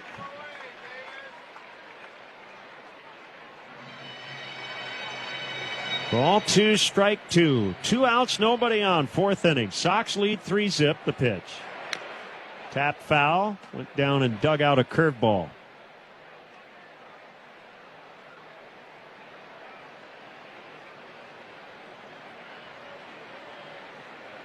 If he reaches, Christian Walker will get a chance. A kick, the 2-2, and there's a chop backing up the first baseman Murakami. He'll glove and get it to Martin. And Martin, I think, whispered something to Wade, maybe on that inside pitch, saying, hey, man, sorry to back you off the plate. Former spring training team. Fly ball deep center. Edmonds going back. The ball is going long. 3-run home run. Bowman shot. The Jays on the board first. In one swing, Bobachek makes it 3-0 and chases Shohei Ohtani from Game 7. Breaking breaking ball, and he was all over. I'm going to throw out a restaurant kitchen term to you, and then hit me with the baseball one. I'll start first. Okay. Mise en place. Oh, mise en place. That is, as the chef, you put all your different ingredients out, kind of before you start cooking, right? You got it, man. Yeah. That's the most important That's a tough one. I hear this one a lot because of my name, can of corn. Easy fly ball.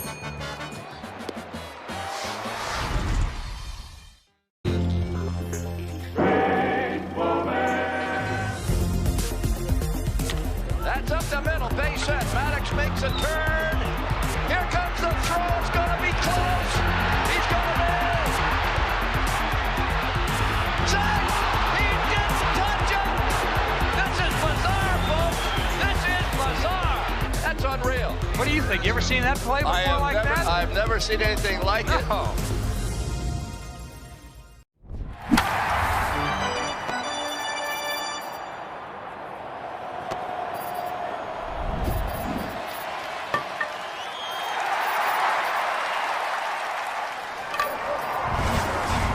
Sports. ESPN Chicago.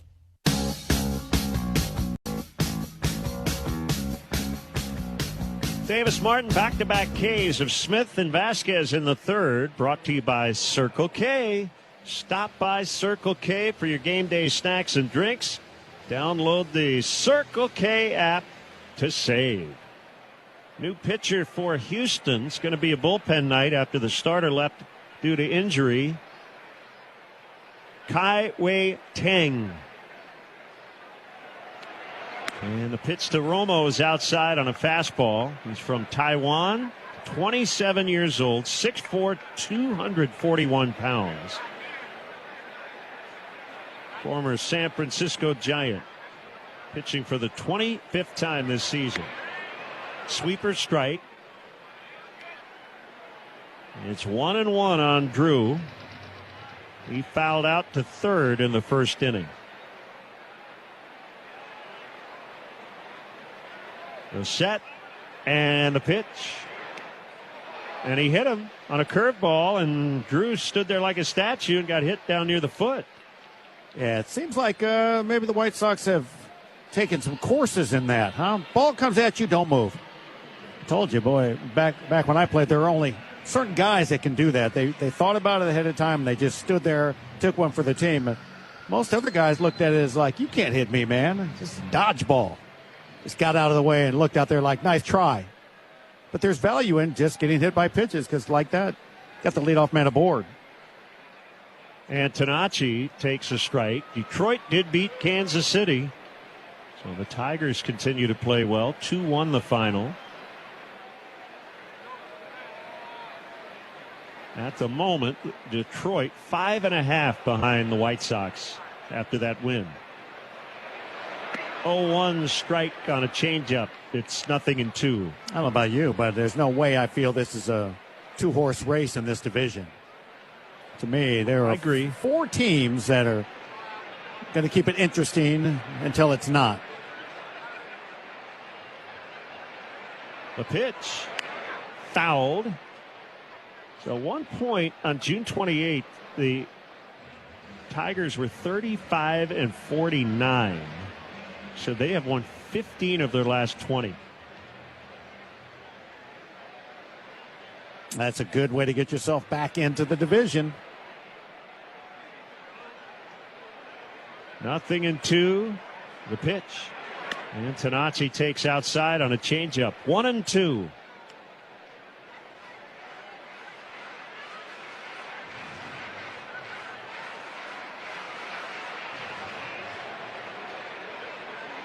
Romo with a decent lead.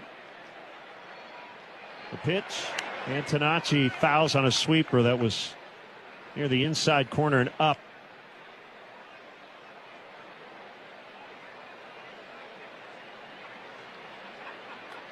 Nice night, clear skies. Obviously, it's breezy. We talked about some challenges with pop-ups. Temperatures in the mid-70s. The 1-2 pitch inside on a sweeper. Oh, man, he's pushing his luck right there, right? Yeah, he almost hit Antonacci. Exactly. Antonacci. He's not moving. He's already done that to one batter, and push your luck to Antonacci. He'll accidentally get closer to the ball. Tang on a 2-2, and it's high.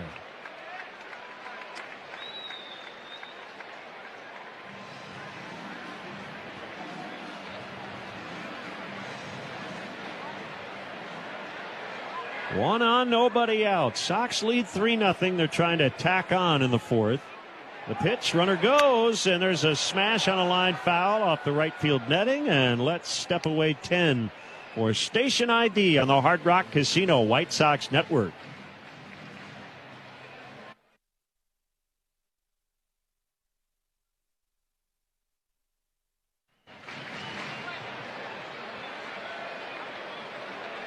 I like the 3-2 no out send.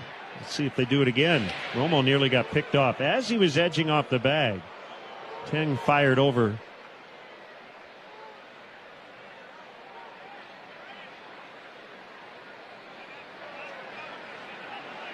Three and two on Sam Antonacci. Another toss over. And Romo back. 3-2 count. You might as well use them. Might get lucky. Yeah, they've thrown over twice. If you were going to run earlier, why not do it again? And maybe a little bigger lead here. Romo runs, and Antonacci gets drilled on a sweeper. That's 4 hit batters tonight. Well, I'll tell you something. That was pretty interesting because Tang has been staring over his shoulder at Romo. You mentioned the back-to-back pickoff moves, and then Romo out of the corner of his eye probably distracted the pitcher because he got a big secondary lead. They hopped again, and just like that, it's like he was distracted and forgot to focus on the batter and drilled him instead.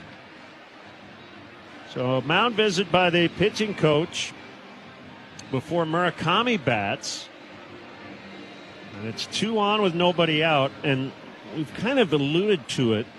It feels like this is a blowout, the way the game has gone, but it's only 3-0. So I'd really like to blow this thing open right here. Absolutely. I was hoping that we'd have that big hit in the first inning and make it more like a 5-0 early lead. 3-0's great if the opponent's not going to score, but yeah, you get the chance here. Turn this into a big inning. Don't stop because you got the top of the order leading right into the heart of this order right now. Sam Antonacci hit for the 19th time, most in the American League. Ivan Herrera of the Cardinals, a major league leading 24. Murakami takes a strike on a sweeper. This wouldn't be a bad time for his 21st home run. Well, if anything, what we're seeing is this guy loves his sweeper, but they also love to throw fastballs up and in to Murakami. 0-1 is up and away on a straight fastball.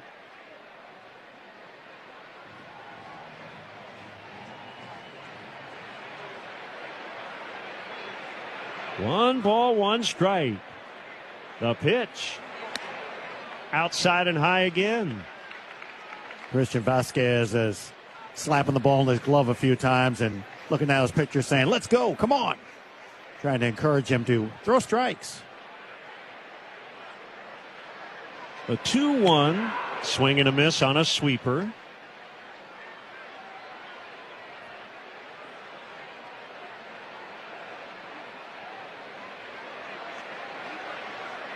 Romo at second, Antonacci at first, both hit by pitches.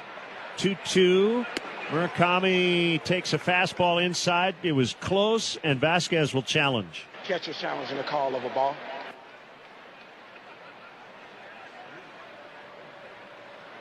I believe first challenge of the game. Yep. And it's a strike, and Murakami is out for looking. Astros very good in terms of the ABS system. That's saying something, though, for Dexter Kelly, the home plate umpire, for we're in the bottom of the fourth inning in the first challenge by either side. And that successful challenge, a reminder, a second opinion, always a good idea. Get yours at Northwestern Medicine. The batter is Vargas. He has walked both times. And he takes high.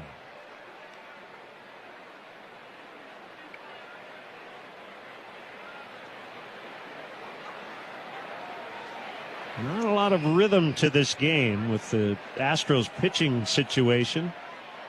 A lot of walks and hit batters. Had an injury earlier. Popped up by Vargas. First base side foul territory, and it'll be Christian Vasquez to make the catch about 12 feet to the right of home plate. Well, right now we are seeing a few of the White Sox hitters just a little off. Vargas is one, Peters is another. Guys that made the All-Star team, and you know how great they are and can be, and we need them to find those swings quickly. That brings up Colson Montgomery. Sac fly in the first, a pop to third in the second.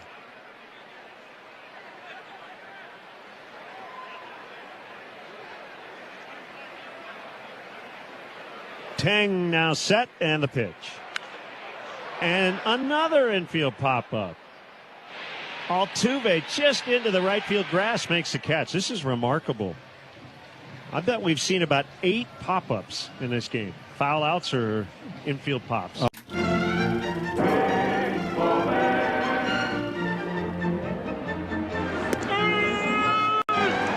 Bob Engel thinks it's strike 3. Robert, you're thinking about that favorite restaurant. The count is 3-2. The Houston players are leaving the field. The count should be 3-2. The most decisive second strike ever called.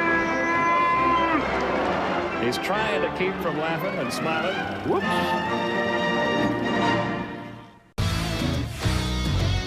I'm going to throw out a restaurant kitchen term to you, and then hit me with the baseball one. I'll start first. Okay. Mise en place. Oh, mise en place. That is, as the chef, you put all your different ingredients out kind of before you start cooking, right? You got it, man. Yeah. That's the most important That's a tough one. I hear this one a lot because of my name, can of corn. Easy fly ball.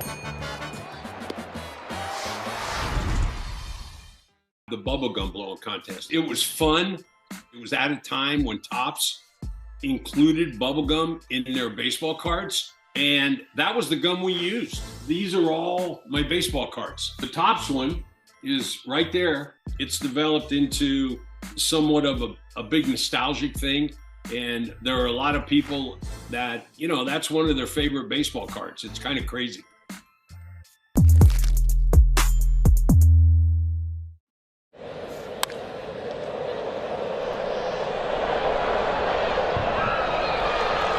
Go the extra mile. Visit us at c21hearthsiderealtors.com today. The high fastball. The flagship home. An uppercut swing. For every Sox game. Boy, did they come together beautifully. ESPN Chicago.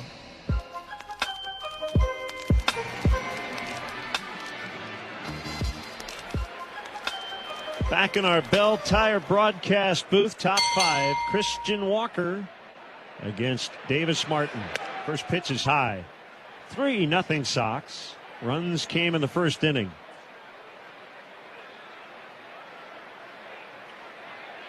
Walker is 0 for 1. And he fouls. Just got a piece of a sinker. Boy, Davis has pretty much challenged these batters in this game. A lot of pitches over the big part of the plate, but he's got them guessing wrong on the pitches, and it's working out perfectly because of it. Walker fouls 1 and 2. And that's back-to-back sinkers over the heart of the plate. And both strikes and no damage done. Walker will get a timeout. He is an elite defensive first baseman. Has 3 gold gloves. The pitch. Hit in the air, not deep, right center. Peters over. It'll be Braden Montgomery to make the catch.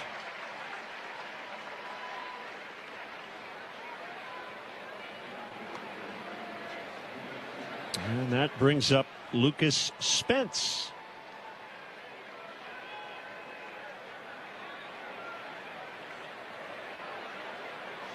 Left-hand hitting center fielder. Hit by a pitch in the third.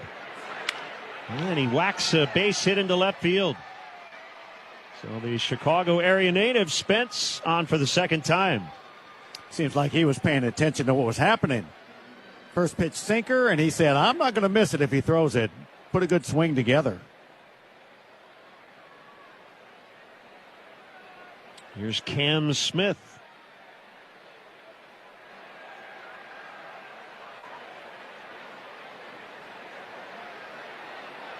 The set and the pitch. And it's outside, and a quick toss by Romo, the catcher, down to first is late. Don't think that was a set play. It's just the pitch took Romo that direction, and he decided, you know what? I'll take a shot at first base. The pitch fouled. So I mentioned earlier Smith didn't start any of those 3 games against Miami. He was working on his swing. How hard is it to make mechanical adjustments during a season? I mean, you can do some tweaks, but you really can't make an overhaul, can you? Is that an off-season thing? 1-1 is hit in the air. Right field, Braden coming over, and that ball's going to land foul. Mydroth was closer to getting that than Braden as it kind of blew back in toward the infield. But answer your question, yeah, you can. Absolutely. During the season, you can go work on some stuff, physically feel the difference, apply it in batting practice, and then the key is to keep it right there when you find it. Just every day to repeat the system and keep it in check and keep it there. Throw over to first by Martin is late. And he wants a new baseball. It's a hard thing to do. It is to find it first, because you try all kinds of different ways to find the feeling, and that's what it turns out to be, is a feeling. And then you trust it, go with it. 1-2 to Smith is high.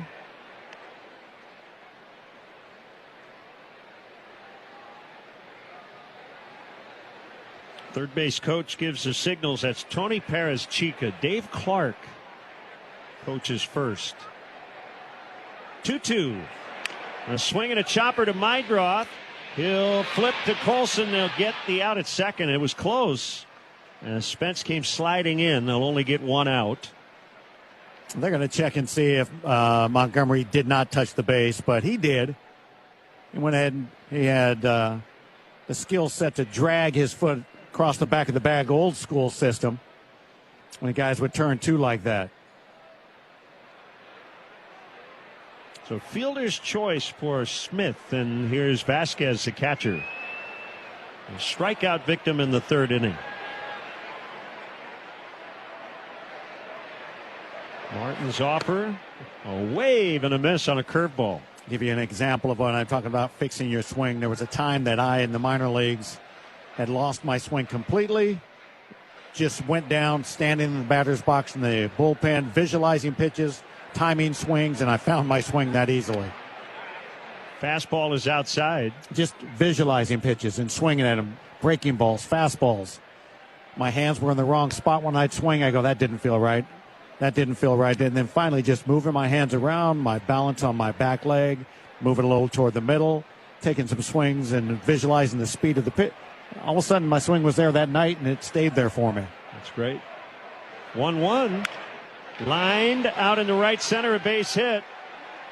Smith on his way to third, and he's going to be stopped by the third base coach as Peters got the ball back into Mydroth. So that's the good news. It's a base hit for Vasquez, but they do not score on it.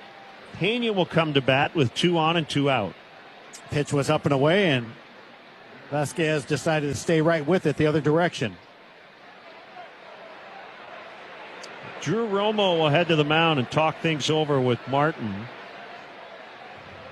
Doesn't apply here with 2 outs, but we will note Steinhoffels is a proud partner of the Sox, and this season when they turn a double play at home, and they've done that once tonight, Steinhoffels donates $200 to Special Spaces to help create dream bedrooms for children battling cancer.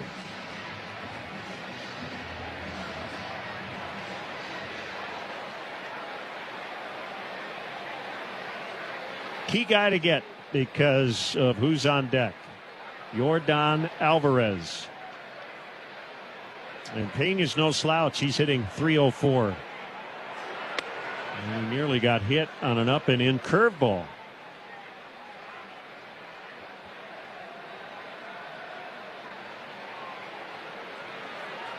Fifth inning, they've got runners at the corners with 2 outs. Pena swings and fouls right at the home plate on a curveball. 1-1. Your best defense is attacking the hitter, working ahead, and it seems like Davis is trying to do just that. And you mentioned he's been a hot hitter of late. He took over for Carlos Correa when Correa left to be their everyday shortstop. Correa's back, but he's injured. Fouled. Correa, after ankle surgery, is done for the season. But I thought that particular moment was a great example of just how solid the Astros were as an organization. They let Carlos Correa walk. We've got a kid we really like. Fouled. Yeah, and it worked out. It sure did. Because he burst on the scene like it was no big deal.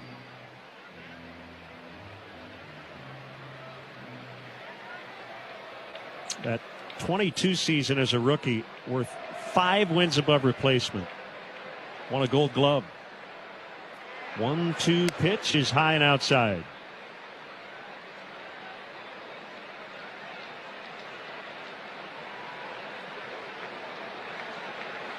He's not a kid anymore. He's 28. Waits on a 2-2, and he fouls off to the right, out of play.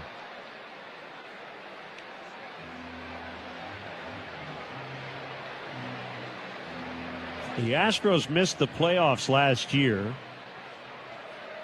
That is not something they're accustomed to doing. It snapped a string of 8 consecutive playoff seasons. The 2-2.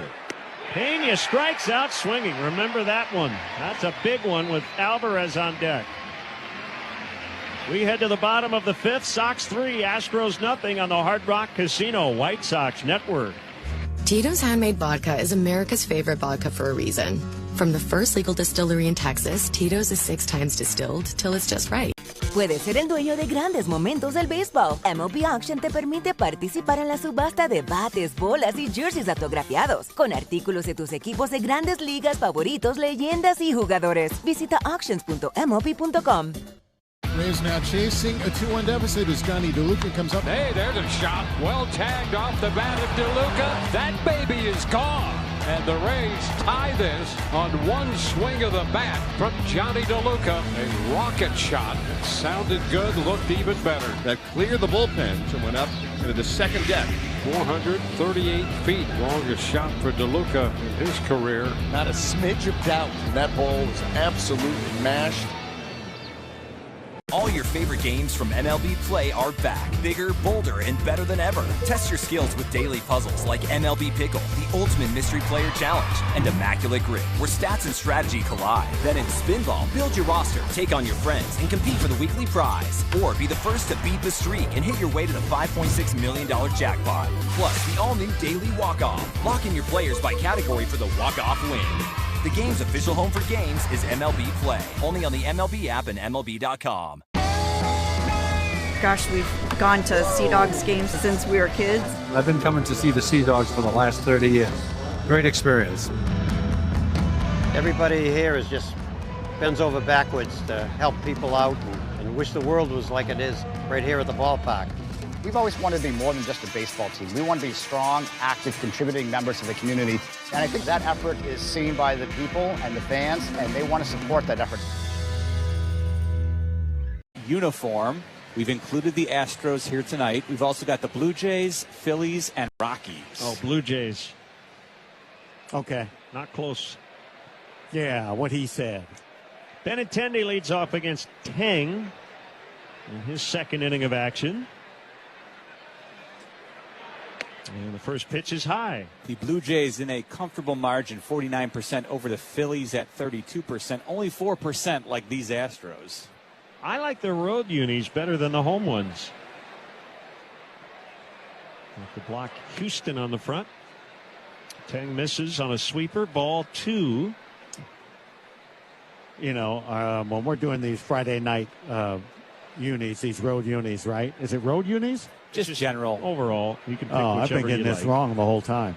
I thought it was a City Connect Friday night uniforms. The pitch is high on Benintendi. I've been wrong all year. I'm like, Friday night City Connect uniforms for every team. I'm like, I don't even know half of them. If we're just going uniforms, you got to help me out. Just throw out something and nod. I just agree with you, and I'll never be wrong. The pitch is outside and high, and Benintendi walks. A 4-pitch walk to open the bottom of the 5th. Here's Braden Montgomery, 2 for 2 so far tonight. Well, might as well stay perfect. Sox keep getting these opportunities with base runners in every inning, but they've only scored in the first. They did not have an extra base hit in that 4-2 win on Wednesday. Fouled. And they don't have one here tonight. They lead 3-0. Yeah, you know, obviously, ultimately, the only thing that matters is you beat the opponent. It doesn't matter what it looks like, but we'd like to be a little more exciting. You know, the home runs and the doubles and triples and, you know, oh my. They haven't hit a home run since they were in Toronto.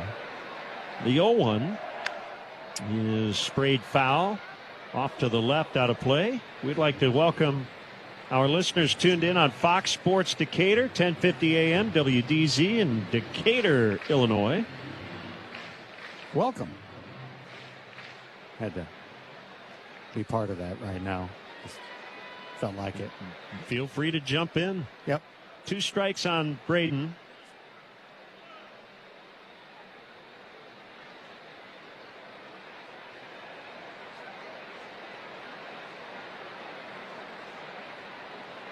The set, the pitch. Way inside. Somehow he darted out of the way on that sweeper. Tang hit 2 batters in the 4th and nearly just hit Braden Montgomery.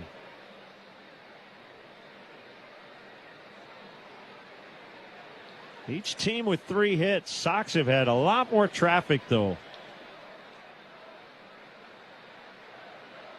The 1-2 outside on a changeup.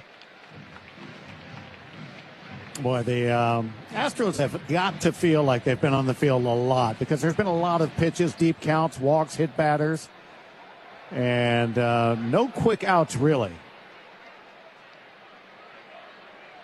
2-2 coming. A swing and a bloop out into right center field and a base hit. He's 3 for 3. Benintendi trying to make third, and he will.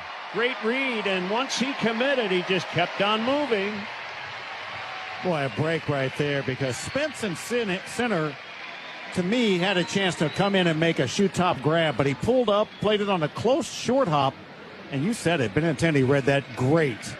And because he did, he went ahead and said, I got to get to third, and he did that thing the White Sox love to do, take the extra base. Houston will bring the infielders in. First and third, no outs. Peters at the plate.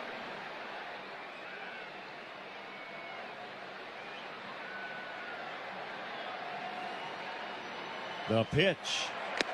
Foul tipped.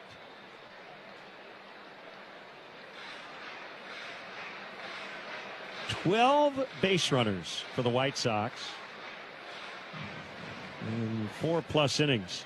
Infield plays in. They're ready to cut down an extra run at the plate if they have to. Throw over to first, not in time.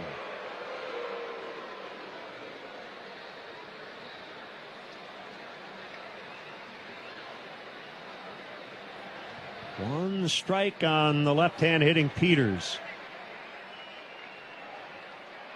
Here it comes. And it kicks away from Vasquez. Benintendi will score. Montgomery to second, and it's 4-0. That's been the theme tonight. Walks, hit by pitches, and now a wild one. Get it any way you can right now. If you can get the runs without the benefit of a hit, take it. Curveball that Vasquez tried to stay down on, but he anticipated it was going to bounce up. It didn't. It hit the dirt and just hit him right in the kneecap and kicked way off to his right. Take it. 1-1 on Peters. Middle guys are now back, and Peters pops it up over here third. Foul territory. Paredes drifting, and he's got it right in front of the White Sox dugout. Well, you talked about how many you felt that have been in this game, and then I looked at it, and that's number 14 in the category of pop-ups. I've never seen this many infield pop-ups in a game. Well, not infield. I'm just talking about pop-ups in general, outfield too. High pop-ups. Yeah, I think on the infield there have been 10 or 11 at this point. So Mydroth with one out. And he almost got clipped. Took an inside sinker. Paredes popped to second in the first. There have been 9. Paredes popped to short, so he's done it twice. Altuve fouled out to first. A 1-0 is low and outside. Benintendi popped out to second. Mydroth did the same. Colson has popped out twice on the infield. 11, actually. Yes, it's 11 Peters. Total now. That's wild. Romo fouled out to third. 2-0 is a strike. Well, it lets you know there's a theme to what these swings are tonight. Drop the back shoulder and swing for the fences.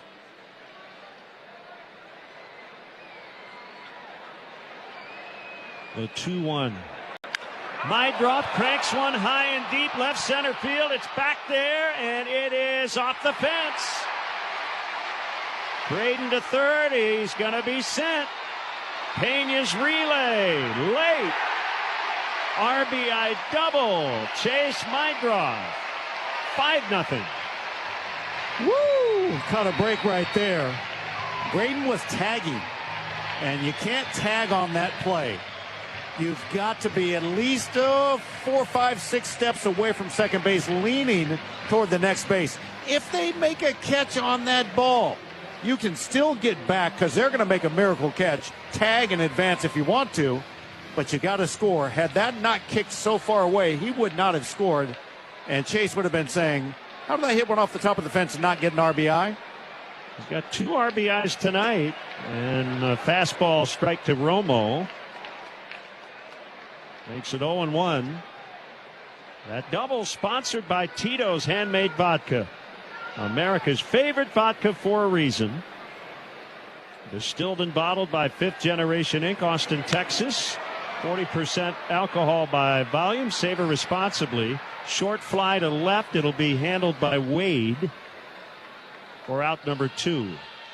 Well, you can really see that Justin Jersley, the third base coach, was saying, I've got to send him on this. And had Pena just turned and fired right away, because he kind of turned and looked and was shocked that he might have a play at the plate. Then he said, oh, and he threw the ball, which gave Montgomery a chance to score no problem. 2 down. The batter is Antonacci. And he checks his swing and taps foul behind the plate. You know, one of the things that when we talk about Braden Montgomery in particular, and he's a very good baseball player, he's still learning a lot of things, the nuances of the game. Not been a professional ball player very long. The 0-1. Outside.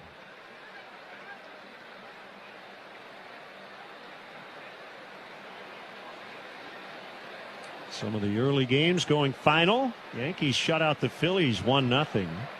Cubs beat the Pirates 3-2 in 10. 1-1 is line foul to left, out of play. Arizona beat the Nationals 3-2. Rays 7-1 over Cleveland in the 8th. Rays are the only team in baseball with a better home record than the White Sox. Rays are 35-15 at Tropicana Field. There's a swing and a fly ball out into right center and deep, but Spence to the warning track will run it down. 2 add-ons for the Sox, and after 5, they lead the Astros 5-0 on the Hard Rock Casino White Sox Network. Dear baseball fans, Toyota's 2026 lineup is racing for the pennant. The rugged Tacoma's got upper deck power and a grounded toward first. Vladdy snatches it on the line, spins, throws a strike to Bieber, covering the bag for the out. Got that on the shoestring and spun like a shortstop up the middle. A swing and a little flare into shallow left. Coming hard. Diving is caught. He made another great catch. Well, that's how you win 4 straight Gold Gloves. Rolled over the mound up the middle. Clement slides to pick it up. Spins as he comes up from the turf and throws to first to get the out. A Gold Glove caliber play up the middle from Ernie Clement. Chris Sale, excellent as always. 6 innings pitched, 5 hits, 3 earned, 1 walk, 11 strikeouts. All 11 of those swinging. An immaculate 4th inning for Gavin Williams. 9 pitches, 9 strikes, and strikes out the side. He could be on another planet the way he just pitched. How about 9 pitches and he strikes out the side? You can't do it any better than that. The MLB app. Yeah, it's got game. This game. These games. All the games. Pre-game, post-game, and everything in between. This is baseball your way. With real-time stats, scores, breaking news, and custom content that hits every time. Because you choose the teams and pick the players you want to follow. So when they catch it on the field, you catch it on the app.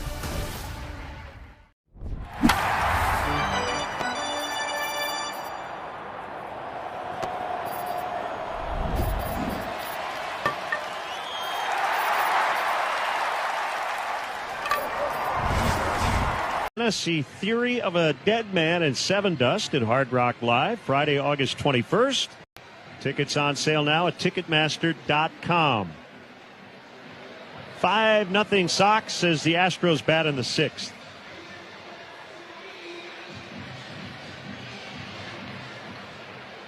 And it's Yordan Alvarez, and this is how the Sox would like to face him all series, with a big lead and nobody on base.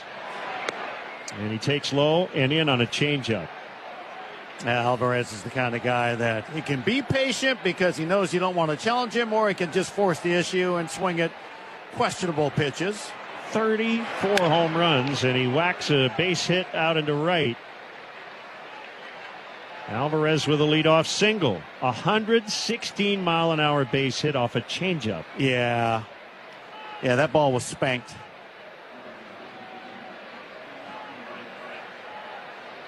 Paredes checks in for the 3rd time. Martin has allowed 4 hits. Working into the 6th inning, nearing 80 pitches tonight. And Isaac Paredes takes a high cutter.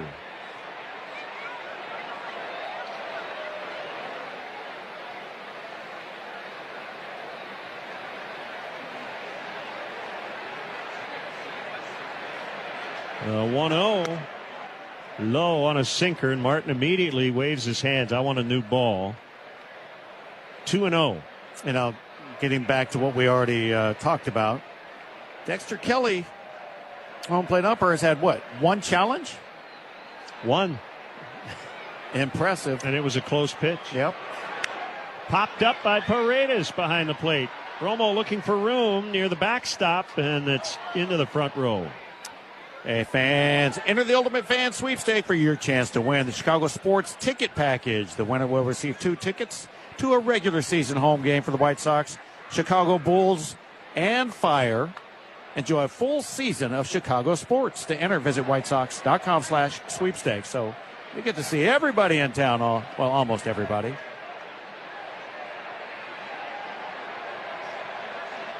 Ball 2, strike 1.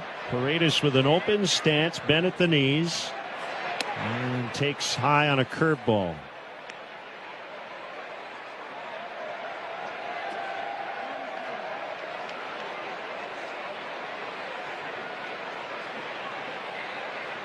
The pitch, and he hit him. Got him around the hand or wrist area. Well, maybe that ball hit the bat. White Sox are going to turn a double play just in case. If that ball hit the knob of the bat. Yeah, I never saw an indication of a dead ball. And they did the right thing. They called him out at second. They called him out at first, is what I believe. And the manager, Joe Espada's out and wants to know what the call is. Paredes is walking to first base. Well, right now, third base umpire and crew chief Dan Bellino saying, do you want to challenge? So for now, it's a double play. Yes. And it could have hit him in the hand, but on the knob at the same time, which they can determine if it was just off the knob and just glanced his hand. If you're holding the bat, that's part of the equipment.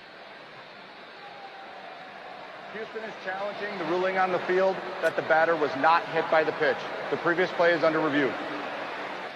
So the official call was the ball hit the bat, and the White Sox did a really smart thing.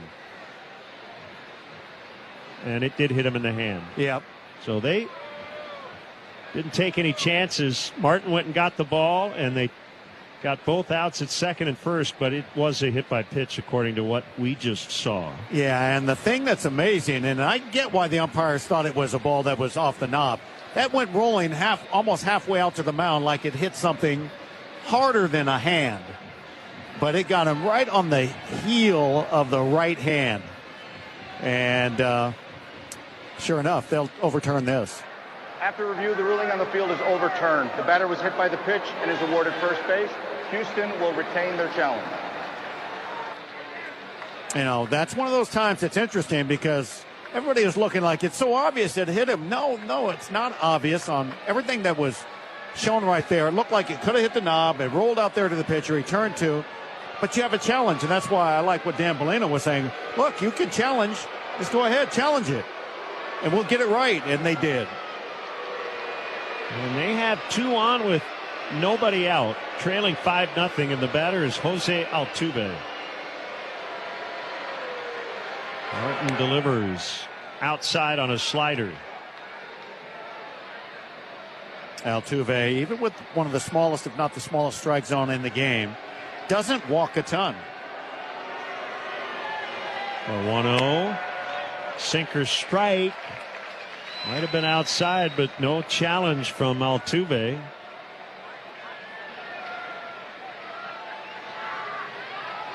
He stands very shallow in the box, as close to the pitcher as anybody in baseball, and he just ripped a base hit into left, and Alvarez stops at third.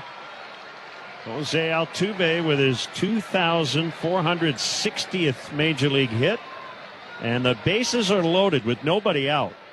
And Zach Bove's going to make a visit, and we are likely to see action in the bullpen, and Brian Hudson is up. Oh, yeah, this inning turned on its heels quickly with that rocket base hit by Alvarez to start the inning. Then you hit a batter, and next thing you know, you're in a jam. You got Altuve, the number 4 hitter. It turns on one through the hole, so you got a lot of work to do here. Hopefully it's just a bouncer double play.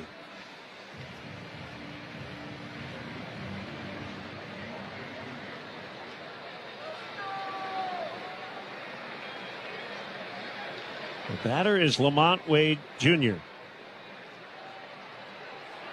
And he checks on a low curve, ball 1. This is that thing that's talked about a lot in the game of baseball nowadays. Third time through the lineup. Yes. The 1-0. Low on a changeup. Romo's going to challenge it. Catcher challenge the call of a ball.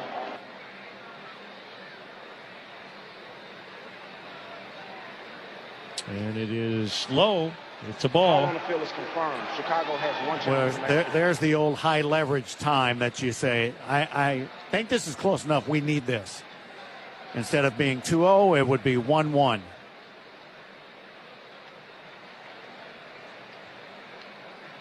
Five nothing, but the Astros threatening. And there's a ground ball toward right, and it's under the glove of a diving Meidroth. A run will score, and they're still loaded. That's an RBI single for Wade. It's 5-1. Well, they've exposed that hole, and the other hole on the other side of the infield, as that was a 93-mile-an-hour sinker right down the middle, and he just hit it hard enough out of the reach of the second baseman. And we've got a pitching change. First 4 Astros have reached in the 6th inning. Brian Hudson will relieve Davis Martin. It's 5-1 Sox. We're back in a moment on the Hard Rock Casino White Sox Network. Every day, hardworking men and women build our roads, our offices, our homes. But you don't see the silent struggle, the disaster of a totally wrecked porta potty. Untouchable surfaces, unbearable odors, conditions no crew should endure. It was a defensive play so iconic that we simply call it the catch. This is the glove Willie Mays had when he made that catch. This is great. Oakland pitcher Dave Stewart was named the World Series MVP. It really comes from like the kings of Siam would give their courtiers white elephants, which were sacred animals. They need to know this story. That's amazing. Nobody could steal a base like Ricky. I'm the greatest of all time. Thank you. So imagine making steals in these stuff. So these are tie cups. These are tie cups. So what I want to know is, were they ever swabbed for the DNA of opposing pitchers? Roberts is no stranger to stolen bases himself. That's what makes him special, is that everybody knew he was going to steal. Roberts is going. You know what they say, one great play deserves another. Go to baseballhall.org to plan your visit to the National Baseball Hall of Fame and Museum in Cooperstown, New York, and catch every episode of Hall of Fame Connections on MLB.tv.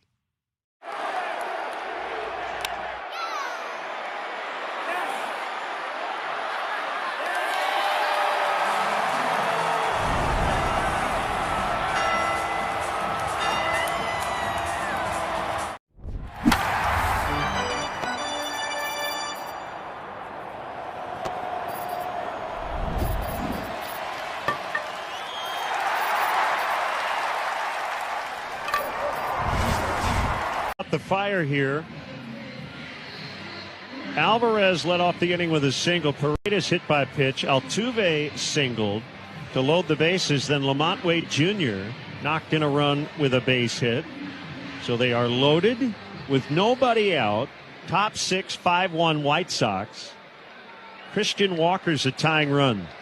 And will bat against the lefty Hudson. Need a little magic in this inning now. Davis had a strong outing, and you'd love to minimize the damage that's out there right now that he left the board.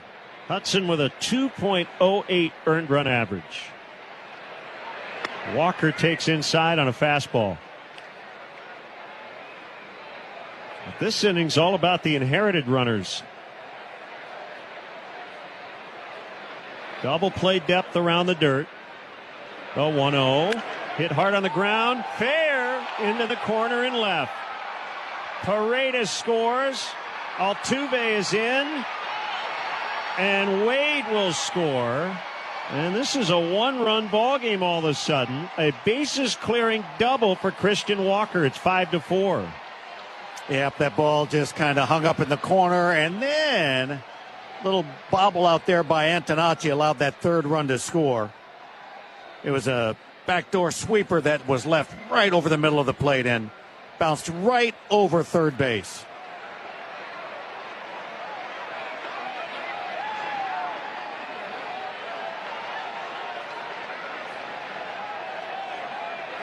th double for Walker. Still nobody out. Tying run now at second for Spence. And he fouls up back near our booth. Yeah, well, Spence knows his job in this situation. Get him over. He tried to hook something right there.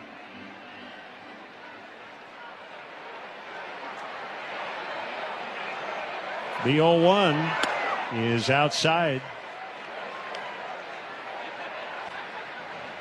Well, the complexion of this game has changed considerably. And quickly. Very quickly. Left-left matchup here. The 1-1 coming. It's outside.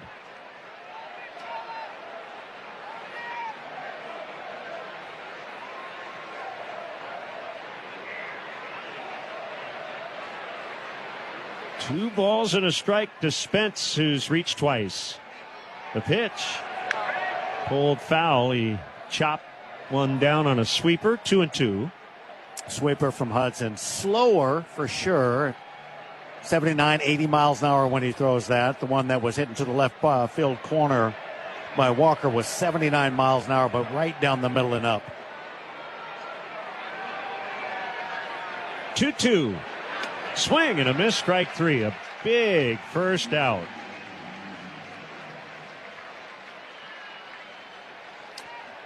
Got that sidearm delivery of Hudson, and man, he threw the perfect sweeper at 79 miles an hour, right in the outside corner at the knees.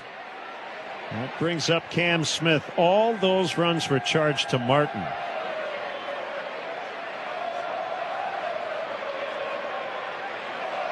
Smith takes a sweeper off the inside corner.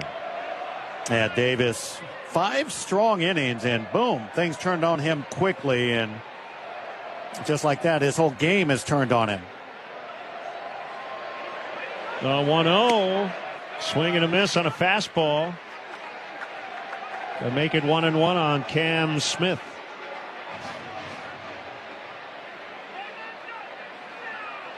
Top 6, the Astros have climbed back into this game. They're down only a run.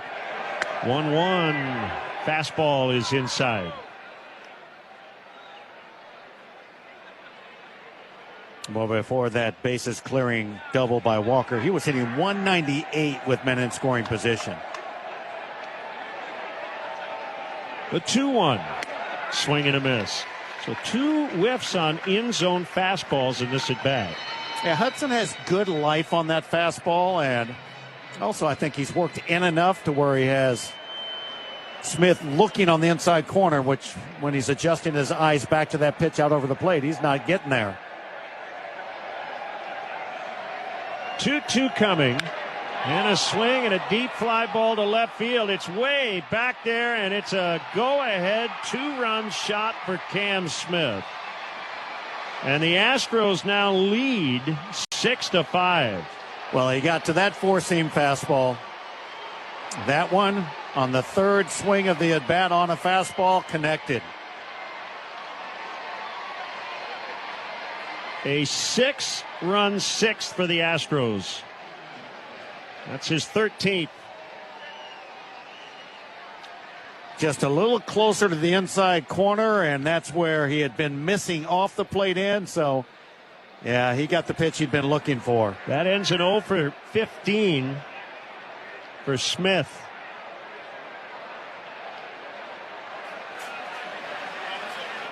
And Vasquez takes a strike. Still only 1 out.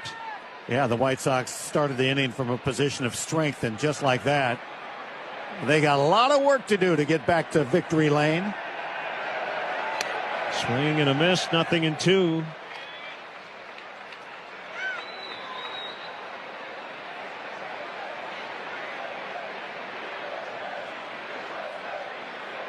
Two strikes on the Houston catcher with Pena on deck. Peters takes a few steps toward right center. Vasquez hits a pop fly out into short right field. Braden Montgomery will make the catch. Yeah, 9th batter of the inning. Big inning. There's nothing but zeros before this inning, and just like that, 6.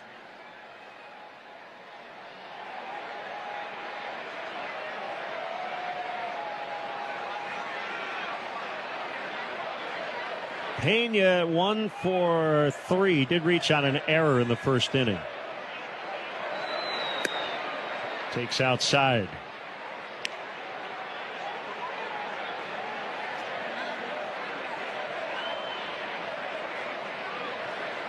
This game never felt comfortable until the White Sox got the 2 in the 5th. Sweeper is low and in. They make it 5-0, but that quickly evaporated. Yes, it did, and some hard hit balls through the infield, and the hit batter started things off. 2-0, strike called.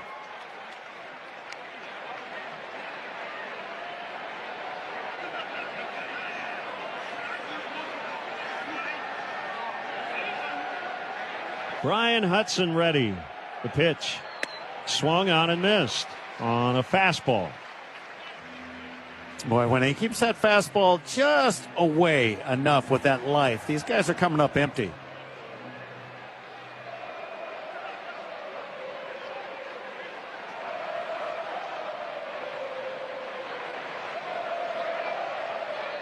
A 2-2 on the way.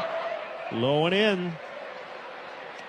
Well, he took that nicely like he saw it all the way. You mentioned he's been swinging a hot bat.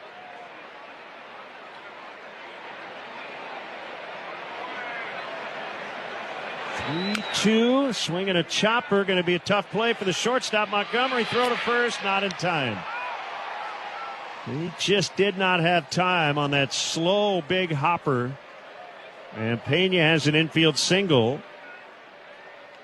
And that'll get Alvarez a second trip here in this inning. The old Baltimore chop right there, and Colson couldn't have done anything more than what he did. And unfortunately, now you got to deal with this guy. And it doesn't matter if you're a left-handed pitcher or righty. This guy can do damage.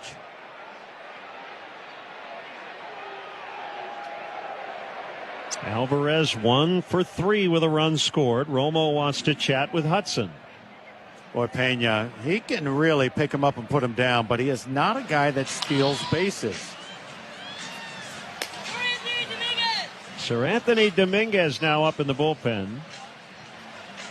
Pena on the year has 8 stolen bases in 9 attempts, and he can move.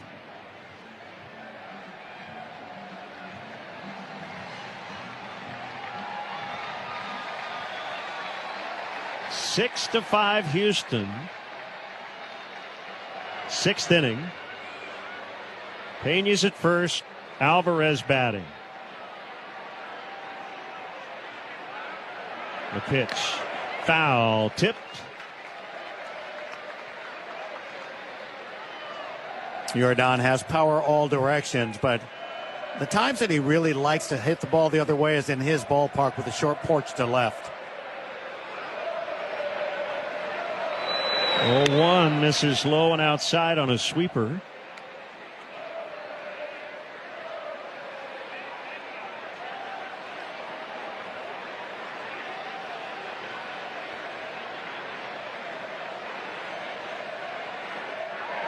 Throw over to first, and we've got a balk. So Hudson did something maybe with the momentum of his leg kick. And the first base umpire, Shane Livensparger, called a balk. I didn't see anything. I mean, kicked his leg up and went straight to first base. And he called it quickly.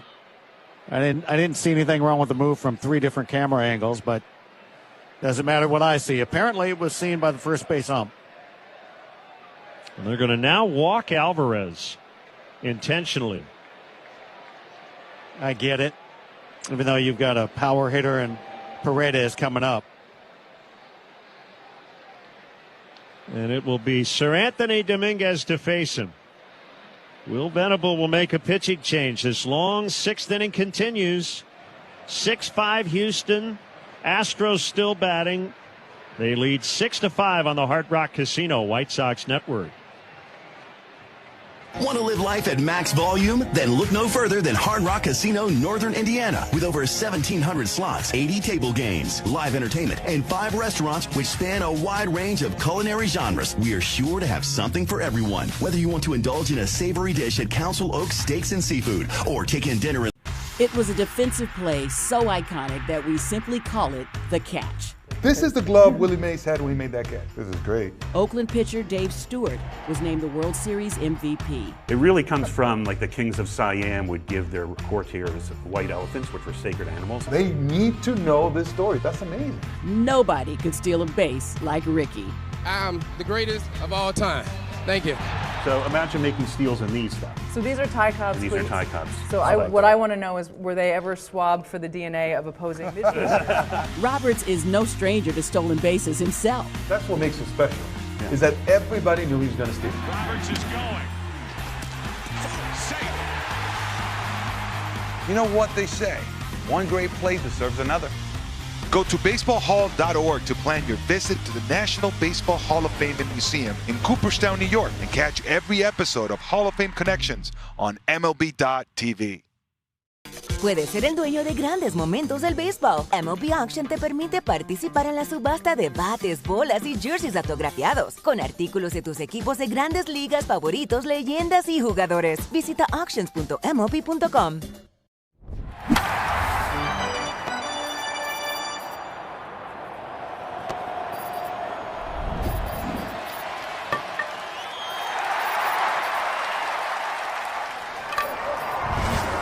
Was busted out for 6 and still batting. They've got Pena at second, Alvarez at first, and a long way to go tonight. You know, a little earlier I was not a fan of the long way to go, and now, yeah, let's take advantage of that.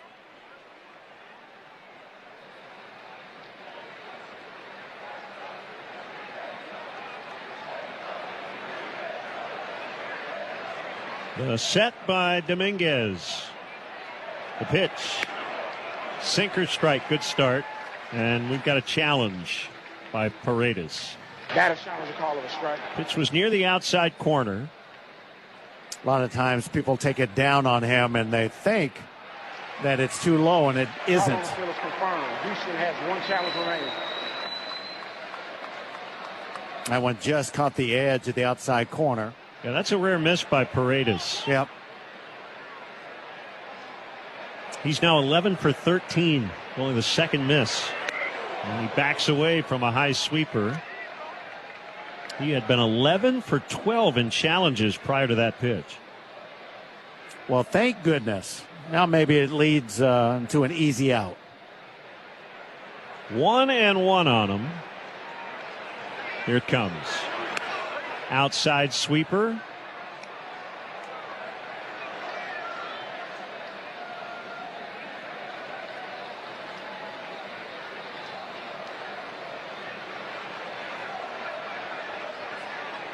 The 2-1 home. Wide, ball 3.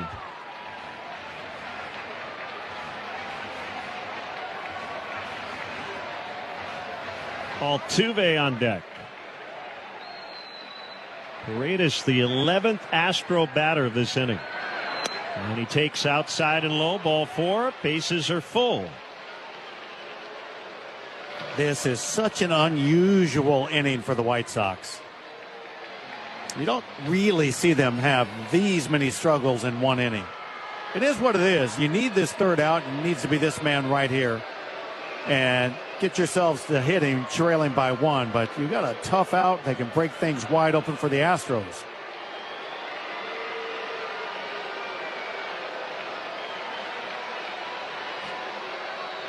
Bases loaded. The pitch. Altuve swings and misses on a sweeper. Well, he was in swing mode from the minute he had the pitcher raise his arm. He was like, I'm swinging. And he went chopping at a sweeper down and away. The pitch. Swing and a ground ball hooked toward third. Foul. Still in the fight, but it's 0-2. You know, we've seen over the years you get Altuve to 2 strikes, and then you just work off the outside corner by about 8 inches. And he'll reach out there on a little tight sweeper slider and try and get a piece of it. He takes high on a sweeper. 1-2. He's one of the few guys in the game that will stride toward the opposite field. Not many guys do that with such a closed approach to hitting.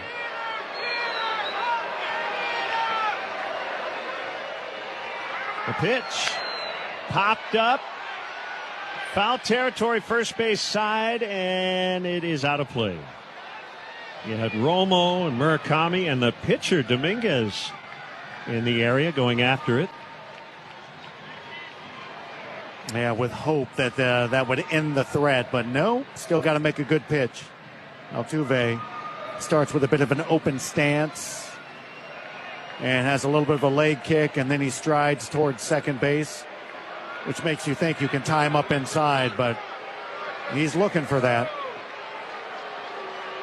The pitch, and a swing and a high bouncer on the infield, and it's a base hit. No play for Vargas, and he kind of whiffed on it anyway, but he had nowhere to throw it. Bases loaded, infield single for Altuve. 7-5. How about in the same inning, 2 infield Baltimore chop hits? Bounced that straight off the plate. It went about 45 feet up in the air, maybe even higher than that. And there was no chance for Vargas, who could have almost run into the runner and got interference. Bases still loaded. Wade takes high. 7-5. All their runs in the inning. Saw a replay, and Alvarez was just running to third base. If Vargas could have made some contact with him, would have been an out. Wade takes high. Ball 2.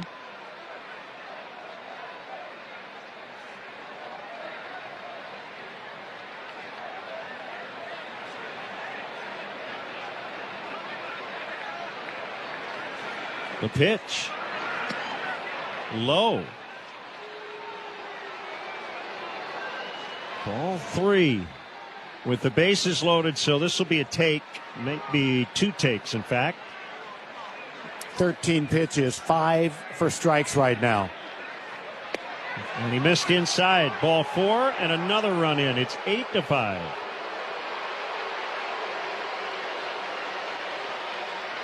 And the fans are restless. Well, I Sox get have it. given up 8. And they're still loaded for Walker, who cleared the bases with a double earlier this inning.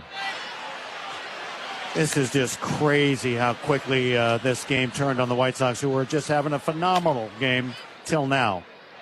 Walker swings and misses. Trevor Richards is up in the bullpen.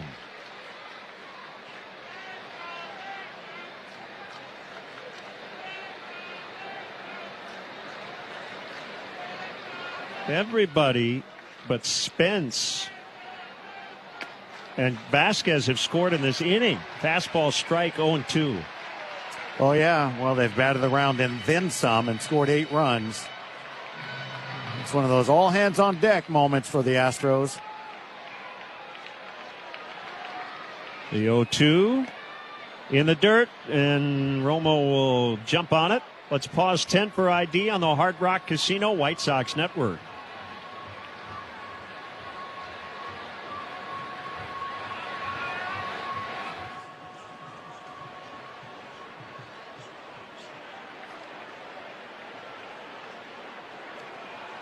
(8-5) Houston, bases loaded, 2 out, 6th inning, the 1-2.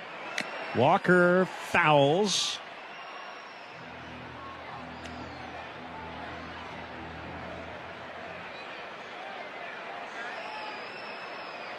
And remember, this was a night in which the Astros lost their starting pitcher, Spencer Arrighetti, due to injury after the first inning. Yep. 1-2. Swing and a miss, strike 3. So the Astros go from 5 down to 3 up. It's 8-5 Astros in the 6th. We'll end the half inning with...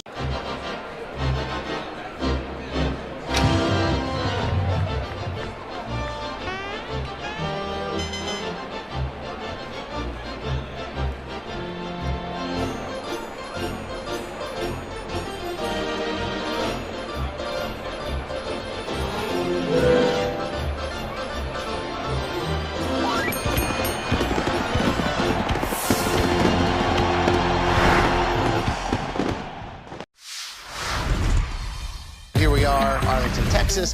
This is the Graham Slam Burger. So 2 patties, brisket, caramelized onion, American cheese, ranch aioli, or ranch mayo, if you will. Oh yeah, we're in Texas. Yeah. It's something that you definitely want to take a picture of and just put on the gram. I took a bite of it, but it still looks dope. It's a burger that looks great, but also delicious.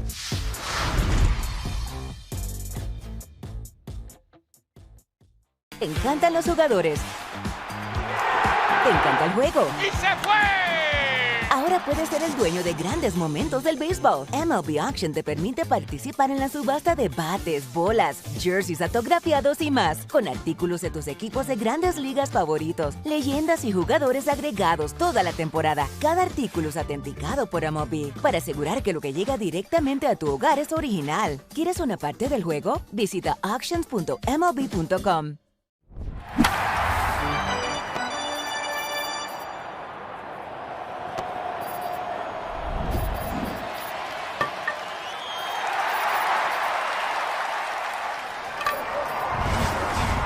White Sox trail 8-5 in the bottom of the sixth when we bring you our Gateway to the Booth, brought to you by the City of Countryside, Chicago's Western Gateway. It's an Ask DJ day whenever you're ready, Mr. Jackson. We got time. Let's go. All right, DJ, this comes from Bob.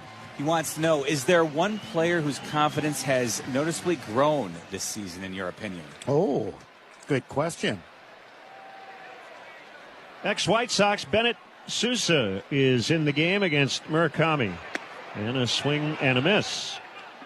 I think for me, it's not a complicated answer. It would have to be Tristan Peters. From the start to the finish, from bunting with men in scoring position to making the All-Star team. The 0-1 is outside. Taylor Trammell is now playing left for Wade.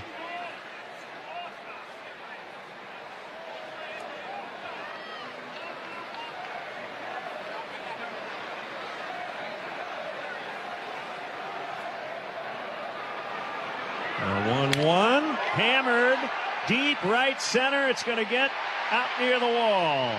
And Murakami's got a double sponsored by Tito's. Good start to the bottom of the sixth. You got to love it, especially since a left-on-left crime right there. Murakami's been trying to find a good, compact line drive swing, and he did right there. 95-mile-an-hour fastball away. One of the best swings he's put together since he's been activated. His 8th double. Here's Vargas. And you know what? This game is not over yet. Oh, no doubt. We're only in the 6th inning. There's no way the White Sox are saying, let's go hide in the corner. We're done here. They want to come back and take this one back. And they got the crowd back into it.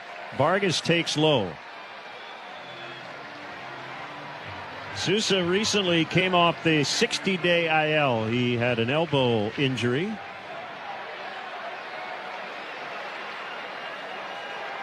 A 1-0 pitch, swung on and missed on a slider. Yeah, Sousa's got that more over-the-top type delivery, and that slider goes down.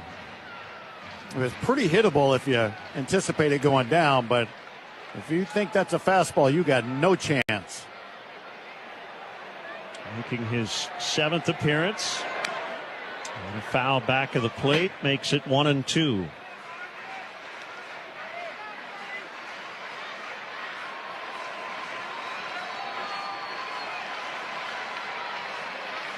Just going to be one of those nights.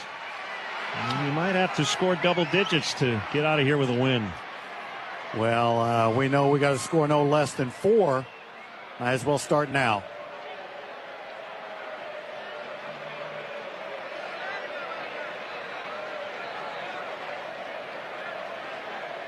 1 ball, 2 strikes. Sousa, former White Sox and Brewer. A 1-2 pitch. Hit in the air, shallow right. Long run over Cam Smith, and he'll make the catch, and Murakami has to stay put. A White Sox Volunteer Corps presented by United. Chicago's hometown airline serves as a way to unite White Sox fans through service opportunities within the community. Join the White Sox Volunteer Corps to serve shoulder to shoulder to make Chicago a better place to live, work, and play.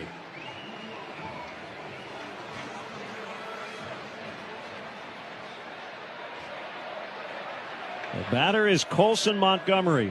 He's 0 for 2 plus a sac fly. The 2 outs were infield pop-ups. And he takes inside on a slider.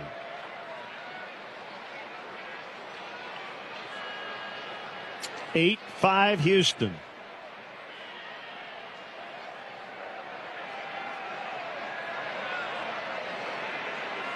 The pitch. Slider strike at the knees.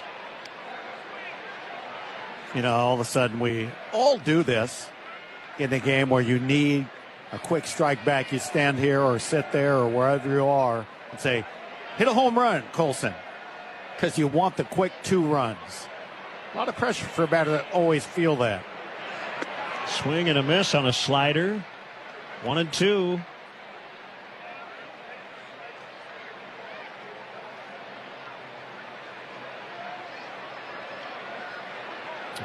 Montgomery will get a timeout.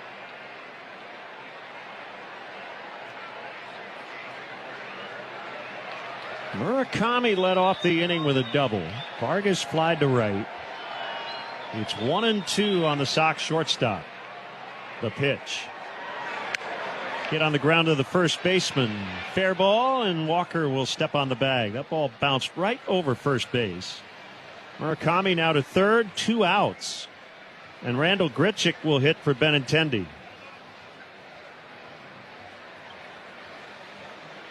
All right, let's see if he can find that pinch hit magic. We have a right-hander that's up.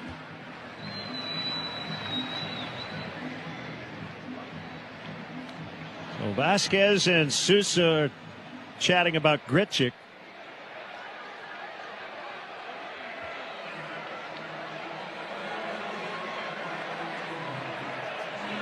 Take anything that you can get right now, you know. Base hit, wild pitch. Yeah, I'm running down the list again. Error. Got him in at third base. You just want him to get home because he's just 90 feet away from helping your team out. And on third, 2 outs. Grichuk foul tips on a slider.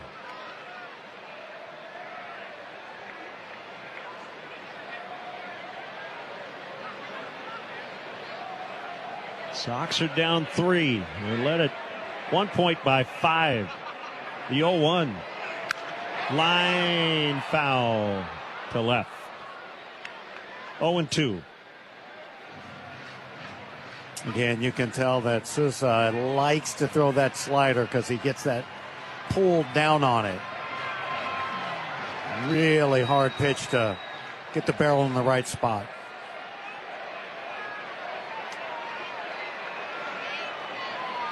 Now an 0-2. He struck him out swinging on a slider that he throws 72% of the time. 8-5 Houston through 6 on the Hard Rock Casino. White Sox. A youngster from New York and well represented in the stands tonight. Oh, if he gets a base hit here, it'll be first hit in the big leagues. And look at this, a extra base hit. First major league base hit for Ramirez, and he thinks it's a home run. Look at this. He thinks it's a home run. He thinks the ball went out, and he is going to take a ribbing for that.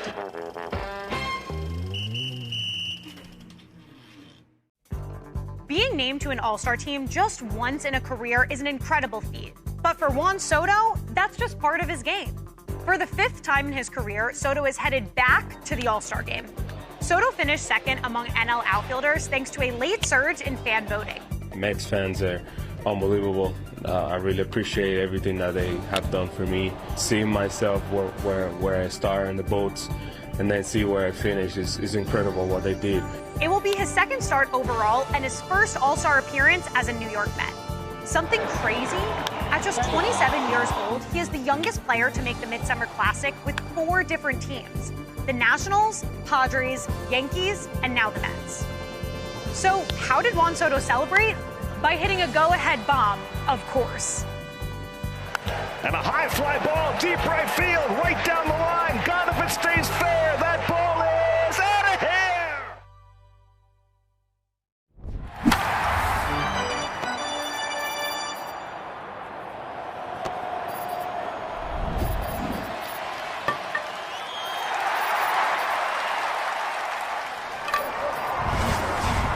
ESPN Chicago.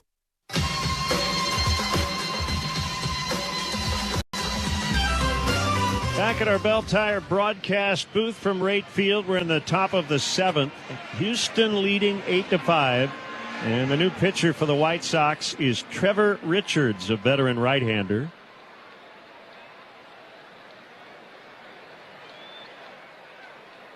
Pitching to a 3.96 ERA.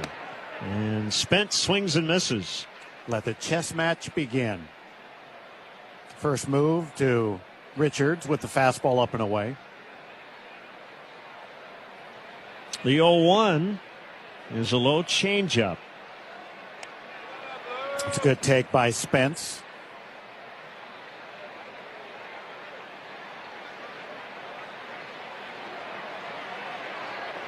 Oh, 1-1. Fouled. Another well-placed fastball up and away to get that foul ball. Just giving you all the moves of the chess match.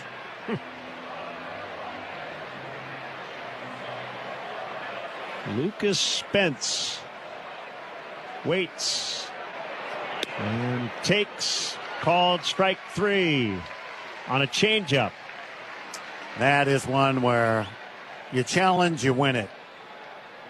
But he must have just kept his vision out in front of home plate and not realized how much that dropped below his knees. Here's Cam Smith. He hit the big go-ahead 2-run homer in the last inning.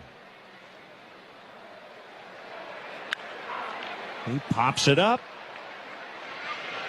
just to the right of second base. Mydroth now in as he went back initially into the outfield grass, made the catch just on the edge of the infield grass. You notice one of the things about high pop-ups like that, when guys are getting underneath them, they never really just take a straight route. It's a little veer left, a little veer right. It's like they're doing a dance with the ball as it's coming down and moving in different spots.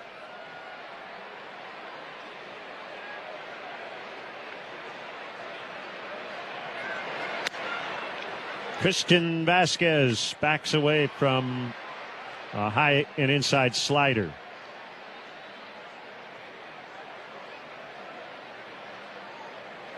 The pitch. Fastball on the outside corner. 1-1.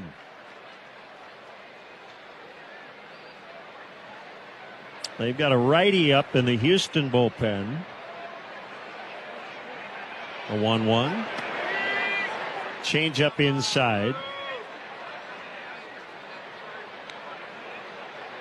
Big opportunity tonight with Cleveland getting blown out at Tampa Bay. Sox with a 1.5 game lead. Trying to move it to 2.5. 2-1 is hit down the right field line and out of play. Yeah, it's nice to separate yourself from the other top tier clubs in the division, but I kind of just like the idea of getting that bigger gap over 500. You think about it, their low point, I believe there were 7 games under 500, and right now they're 7 games over 500, so a 14-game swing. Let's take that to 15. 2 balls, 2 strikes. Looked pretty good early. It was 5-0. Now they're down 8-5. Called strike 3. Vasquez will challenge this. Called third. He thought it was low. Batter challenge call of a strike. And it's strike 3. Call on the field is confirmed. Houston has no challenge remaining. 7th inning stretch. 8-5 Houston on the Hard Rock. And what do we got? Oh, it's one of those parabolic mics. This is one of the sillier delays that I've seen. Gino has it off his heels a little high. It's airmailed into right field. He's at third, backpedaling, and he can't make the catch. That was awkward. Trying a little trickeration. Nobody fell for it. It's worth a shot. Why not? Oh, that's funny. Wait till they mass market them, like the Grimace. Yeah. For the first 2 months of the season, San Diego's dynamic showman, Fernando Tatis Jr., has experienced, well, let's just call it a power outage. One of the game's most electric players had gone 55 consecutive games and more than 200 at-bats without a home run. That all changed last Saturday against the Nats. In the top of the 5th, Tatis faked a bunt on the first pitch, but on the next pitch, he unleashed. Like, really unleashed, crushing the ball 451 feet. Home run number 1 of 2026 for Fernando Tatis Jr. It was his longest home run since 2021 and capped a 6-game stretch in which he had 13 hits and raised his batting average by 24 points. Enjoy the ride, Fernando. With the home run monkey off his back, let's see if El Nino can turn the tide and add the power surge the Padres will need to keep pace with the Dodgers in the NL West.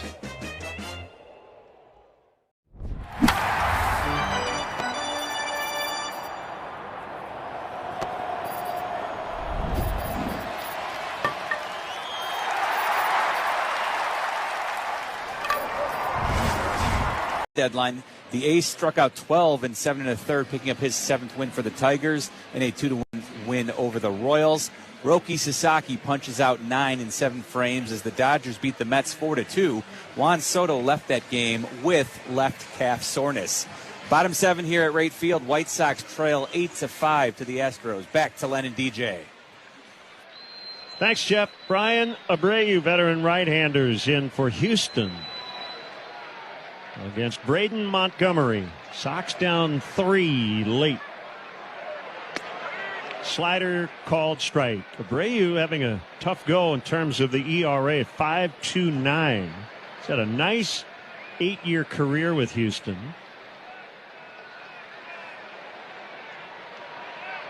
The 0-1. Slider strike, 0-2.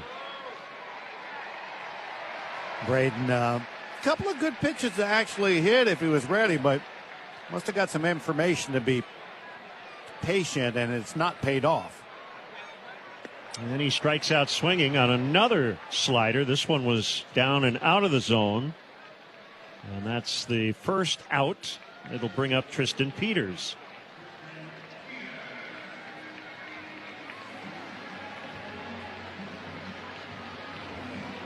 Reputation for Peters, even though he's not been bunting, is that he will. So Paredes at third base plays in.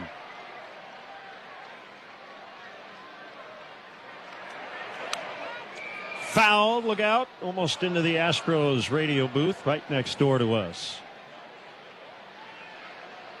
Steve Sparks, the analyst on radio next door, just never even moved. He kind of held a hand up saying, I got it if it comes to me. It's just those hot smashes back to him when he pitched back in the day.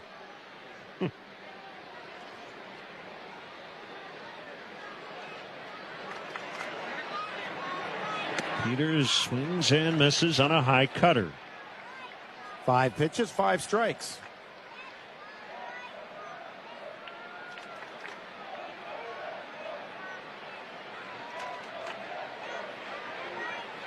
And Peters will get a timeout.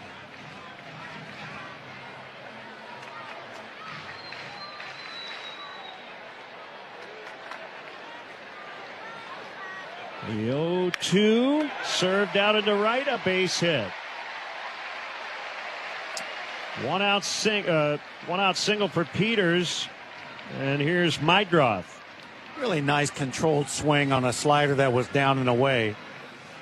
Ended up just kind of throwing the barrel at the bat and then letting go with his top hand to finish. So good adjustment. That's one of the things when you're struggling you need to do is just put some bad swings together to get a result.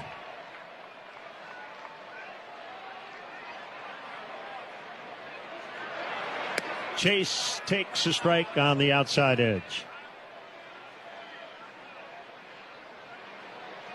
Chase has been swinging the bat much better the last few days, but he still picks his moments with a big swing. Abreu's 0-1 is high. Had the 4-hit game the other day, and all those swings where he had the 4 hits were controlled, like he was taking aim at a target and executing it. Earlier in the game, he tried to hit one out of here and almost did. Hit it off the left center field wall. He's knocked in a couple tonight, once on a hit by pitch. 0-1-1. Big swing, and he fouls straight back.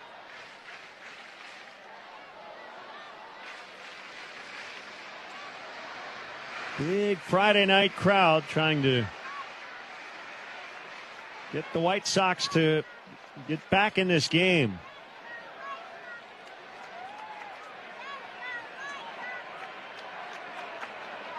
Here's the pitch. And he swings and misses on a low slider for strike 3. Well, that one really fooled Mydroth. He had a half-hearted 3/4 swing, and he was falling out of the batter's box toward the third base dugout while he was doing it. Pitch was well into the left-handed batter's box in the dirt. So it's up to Drew Romo with 2 outs. Peters still at first base.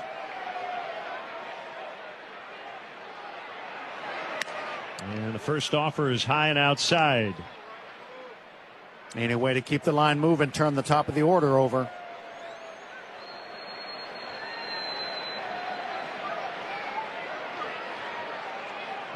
Astros piecing it together tonight. Popped up on the infield. Said that a bunch. And the catch made just in foul territory right next to home plate by Vasquez. Spencer Arrighetti left due to right foot nerve irritation after he dives and makes the catch and brings Fenway to its feet, because he always does. Slides, and he's got it. What a catch by Eli. That saved the day. In his carry, he makes a sliding catch. Makes the play. The throw is in time to get the out. On the warning track, he reaches up. A fine running grab by Jorge Barosa. You get spoiled watching a guy cover ground the way he does. Spectacular catch. He got it. He hung with the play right at the wall. Harris on his horse, and he makes the catch. Throw to third, tag out. Wow. Back to first. I said I like double plays, boom. One of the wildest, wackiest double plays you'll ever see. Down the third baseline, there's Ortiz. Plants the foot, fires across, picked by Bowers. Emerson able to get to it, pop up, and throw a missile to first base. Diving catch. Are you kidding me? Oh my goodness. And it'll be Sweeney backpedaling, and he can't make the play. And there goes the no-hitter. It's rolling. Does it go fair? Yes, it does. That's a fair ball. Oh, she's giving it to him. They're up 6-1 in the eighth. She's giving it to him and making him like it. Doing the pop-up dance, and he dropped it. You don't see that very often. Abrams is going to think about going to third. The throw too high there. Abrams dives back in. Tag applied this time by Riley. What just happened?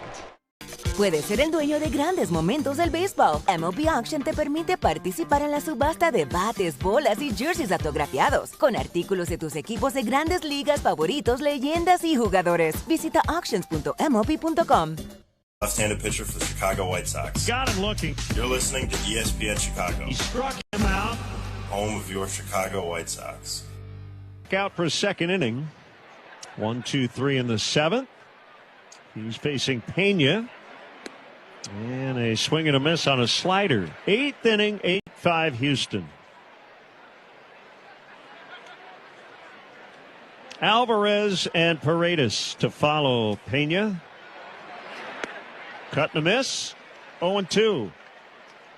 Can you imagine just being Yordan Alvarez standing there going, can't wait to get up there. I'm just going to hit a rocket again. Because it almost seems like that's what he's doing. Just walking up there casually like he knows he's going to hit a rocket somewhere. Takes me back to 1994 with Frank Thomas season where every ball he hit seemed to be hard. Slider is in the dirt, 1-2. Alvarez has put the bat on the ball 3 times in this game. Every time it's been, in excess of 100 miles an hour. Yeah, he's squared up everything. 1-2 pitch, softly lined and dropping in center for a base hit. Third single for Jeremy Pena. Yeah, he seems to be that guy tonight where it's kind of hard to put him away.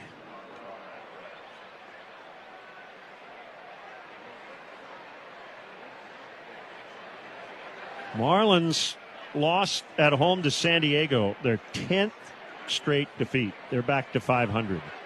That's crazy. They were so hot before that. The pitch to Alvarez is a strike on a fastball.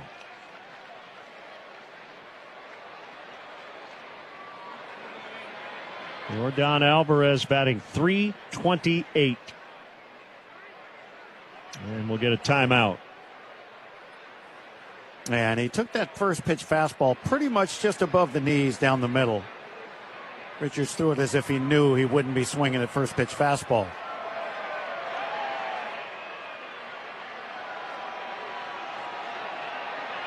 Long hold by Richards. The pitch. Swing and a miss on a fastball.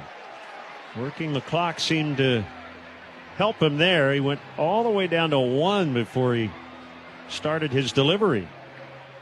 And so often I mentioned, usually pitchers, when they just work the clock, it doesn't work in their favor. It did there. Swing and a miss. He chased a changeup in the dirt. A little quick pitch almost. After that long wait, he just came set and boom. And he strikes out Yordan Alvarez. You're exactly right. The sequencing of what he did, of holding the ball, and then coming, setting quick pitching with the changeup, was just brilliant. Just great pitching to get a great hitter. The batter is Paredes.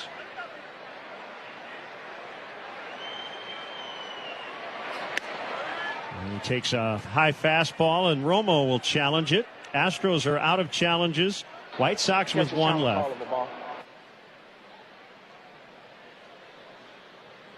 And it is high. All on the field is confirmed. Chicago has no challenge remaining. So ABS will not be in play unless we get to extra innings. I can accept that right now when you're trailing by 3. I think you'd gladly take it. Slider low. 2 balls, no strikes on Paredes. A little high to low. Now you don't want to throw anything in between. You want to be right at the knees or on the edge of the strike zone. Low changeup makes it 3-0. You know he'll have a green light here. It's amazing how when you're leading 3-0, green lights matter. Fastball, he took it. It's a strike, 3-1. He didn't trust. That's all that is. You know he had a green light. He just didn't trust that he would get a strike, so he was taking all the way.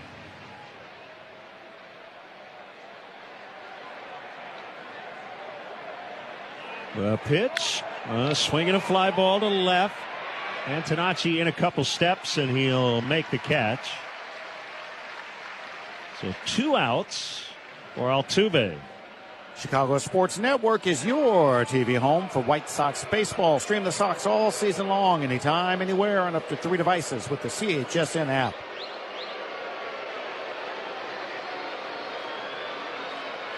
Jose Altuve, 2 out of 4 with an RBI and a run. Last at bat, picked up an infield single and an RBI, and he swings and misses.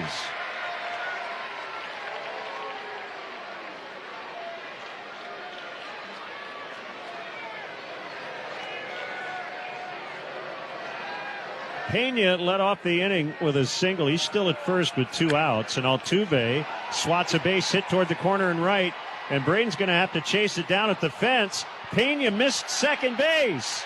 So the 2 runners come together to throw to third, and the inning's going to end.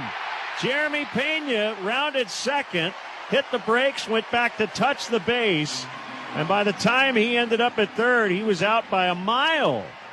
We'll take any help we can get, and if it's a mistake on the base pass, thank you very much. All your favorite games from MLB Play are back. Bigger, bolder, and better than ever. Test your skills with daily puzzles like MLB Pickle, the ultimate mystery player challenge, and Immaculate Grid, where stats and strategy collide. Then in Spinball, build your roster, take on your friends, and compete for the weekly prize. Or be the first to beat the streak and hit your way to the $5.6 million jackpot. Plus, the all-new Daily Walk-Off. Lock in your players by category for the walk-off win.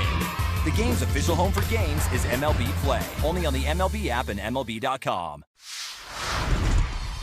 What is it that kind of got you hooked as a foodie, so to speak? My dad was really into food when I was a kid. He traveled for work and he would go to places all over Europe and stuff. He was in sales, and I feel like he would come home and try and cook the things he ate overseas. And so as a kid, I was exposed to a lot of like stuff that kids aren't usually exposed to, and so I credit my dad for that.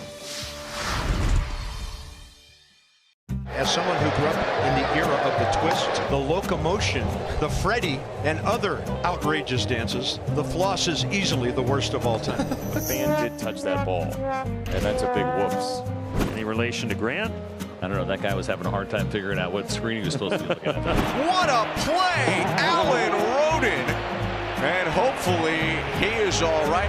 Look at it's his eye black. That's his eye black. It has been transferred from face to wall.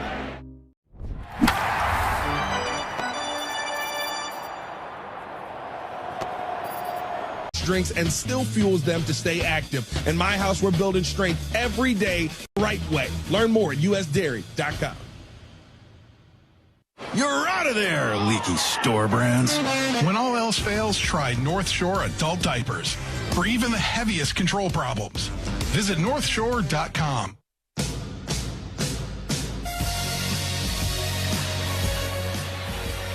Veteran lefty Stephen Okert in bottom of the 8th against Sam Antonacci. First pitch is a strike on a slider. 8-5 Houston. They did run themselves out of the top of this inning. And the Sox hoping that matters. Slider is outside. 1-1. Well, you think about it, right? It's an 8-run inning that has the Astros ahead. The White Sox scored 3 in the first, so you know what? They can score 3 again, like now. Foul. Nick Allen in for Altuve at second base.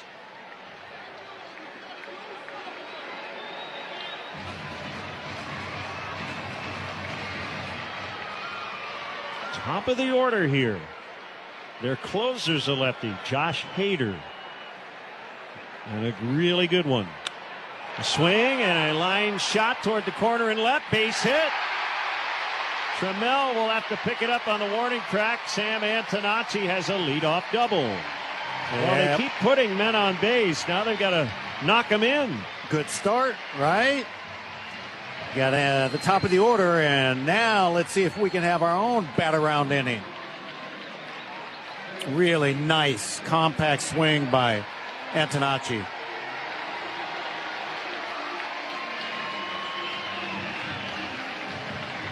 Thirteenth two-base hit for Sam. Here's Murakami. He doubled his last time up. And he takes outside. Yeah, it was a really nice, short, compact swing from him to get the double. Right now, that's all he's got to think about. He never has to overswing to hit for power. Just be compact. Called strike. Well, this crowd's into it. We'd love to see another home comeback late. We've had a few of them.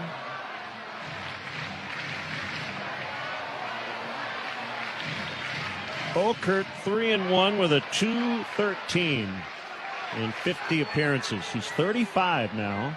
He likes that little slider he's featuring. A 1-1. Fouled at home plate on a slider. You know, pretty predictable, right? He's getting nothing but sliders, and there are sometimes as a hitter, you've got to play the odds of what a guy's going to do to you, and it's okay to just sit on that particular pitch. Not with 2 strikes now. You got to protect. The pitch. Down and away, and it gets past Vasquez, but Antonacci didn't get a good look at it and decides to hold. It's one where thrown out there. Yeah, it hit the glove first, so there's no way you get a read that it was going to get away from him.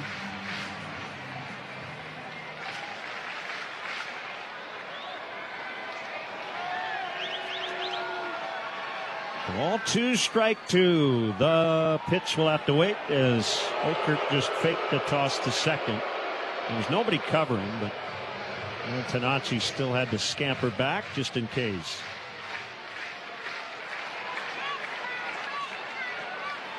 The 2-2.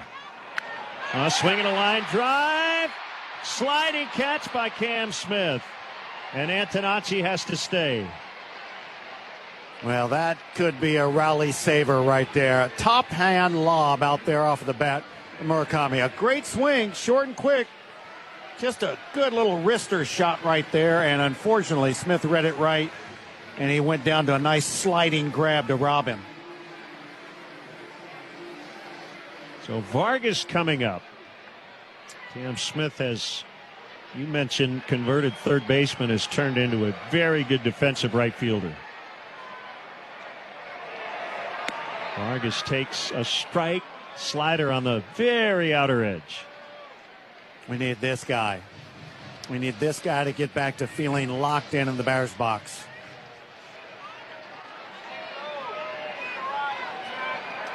The 0-1 is too low. Boy, it's been a slider fest here. Sousa, Abreu, Okert. And it's been effective for the most part. Yep. A 1-1. Slider is low. That's my point, right? There comes a time where you have to, early in at bat, just take a chance. Go, you know what, I'm sitting on this. Because if you get it, and he's just thinking that you're not looking for it, it's a hittable pitch, just as hittable as a fastball that you're sitting on.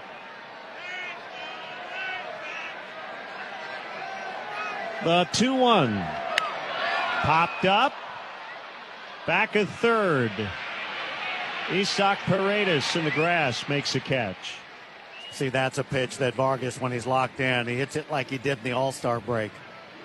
The All-Star game. Just crushes it out of here because that was up. It was right there. And it's the third pop out for him in this game.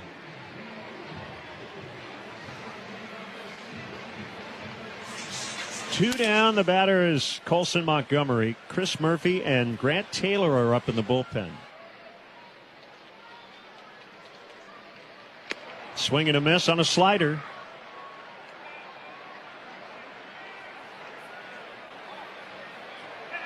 Former Sox Angel De Los Santos is up for Houston.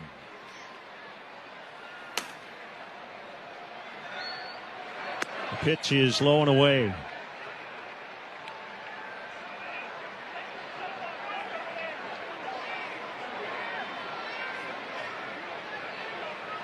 Houston 8, Sox 5 in the 8th. The 1-1. Swing and a miss on an outside slider. Colson got a little aggressive. Just felt he was going to get a hittable pitch and went to chasing well off the outside corner. That's not seeing the ball. That's just guessing you're going to get a hittable pitch, and you start your swing early. If Colson just sat on driving the ball aggressively to left center field, he'd never pull off of that stuff. The 1-2. Tried it again, and he took it outside. Here's the thing. I've talked to Colson about that. He does want to drive the ball over the left center field fence. But that's easier said than done. I mean, you're saying that's the right thing to do. You want to do it, but then you don't trust staying on the ball. You're afraid of getting jammed on a fastball. So first thing that happens is your shoulder flinches wide open and you pull off the pitches away. Okert's 2-2. Popped up and back and out of play. He got a hanging slider, but it was up enough for Okert to get some bad contact.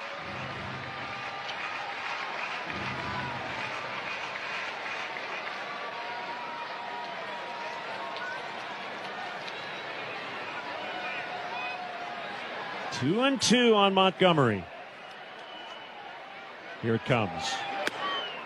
Fastball outside.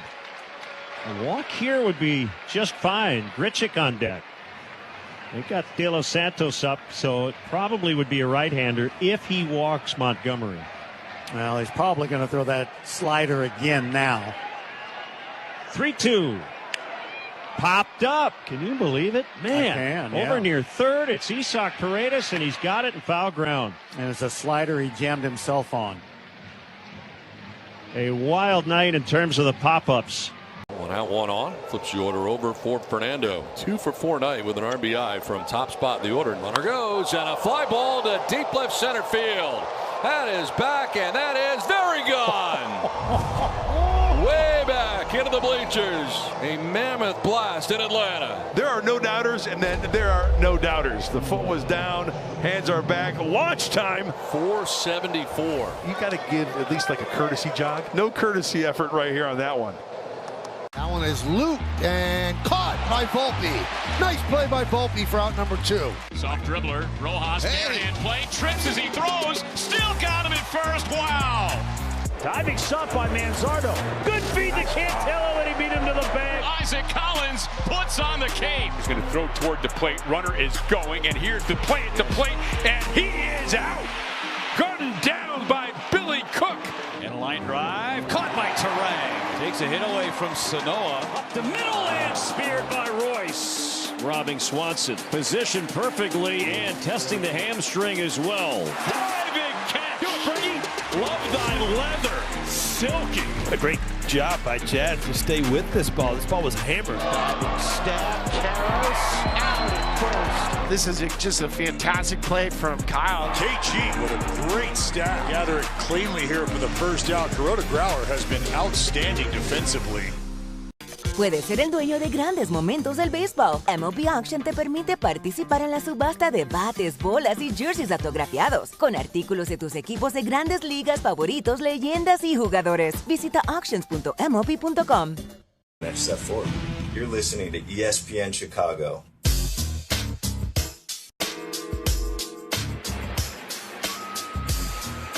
Chris Murphy in the ninth against Taylor Trammell. 8-5 Astros. Sox are going to have to get it done against Josh Hader in the bottom of the ninth. Swing and a miss by Trammell. He's loosening in the visiting bullpen.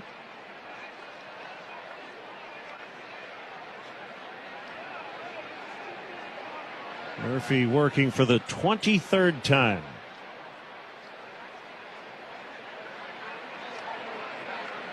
The pitch. Swung on and missed on a curve. Murphy's got a good arm. Fastball jumps on the hitters. Curveball's really good. You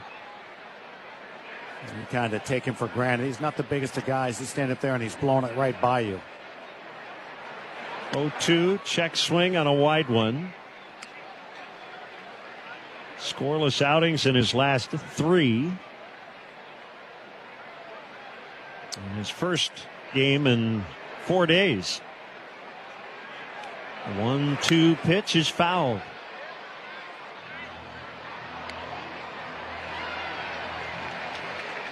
Taylor Trammell was a first-round pick of the Cincinnati Reds out of high school in Georgia in 2016. And he's bounced around a bunch, and he just got hit by a pitch 97. And it was up, and he says he's fine. He's waving off the Astros athletic trainer and heading to first base, but that was scary. Well, that's been a part of the game tonight, right? How many hit by pitches? That's the third time they've been hit by a pitch. The White Sox have 2 batters that have been hit by pitches. 4. Peters, Meidroth, Antonacci, and Romo. Oh, that's right. We had 2 in the first inning. Oh, man. That hit him in the upper arm. Curve is high to Christian Walker. 7 hit by pitches. Oh, okay. 15 pop-ups in the infield. Oh, okay. That's insane. Walker takes a strike. He's got the big hit, right? That 3-run double. Yep. It was 5-1, and then all of a sudden 5-4. And they would score 4 more in that inning to take an 8-5 lead. 1-1 is fouled.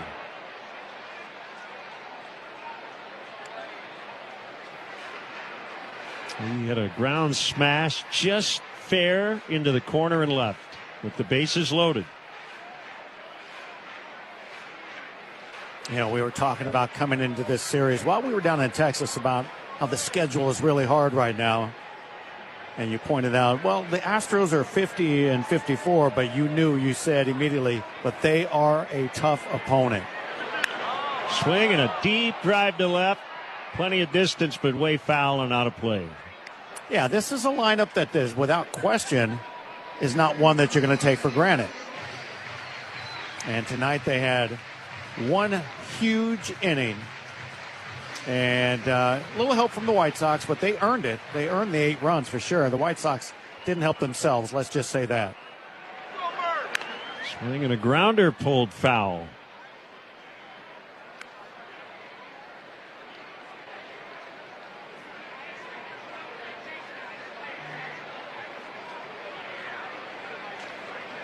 One and two to Walker. Trammell with almost no lead at first. The pitch. Hit in the air out into center field. Peters is in. He's camping. He's got it. That's the first out. Let's just get rid of all the drama. Roll up a double play and let's go get Hader.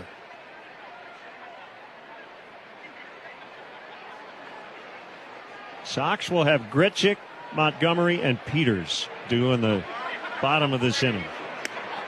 Curve is inside to the left-hand hitting Lucas Spence.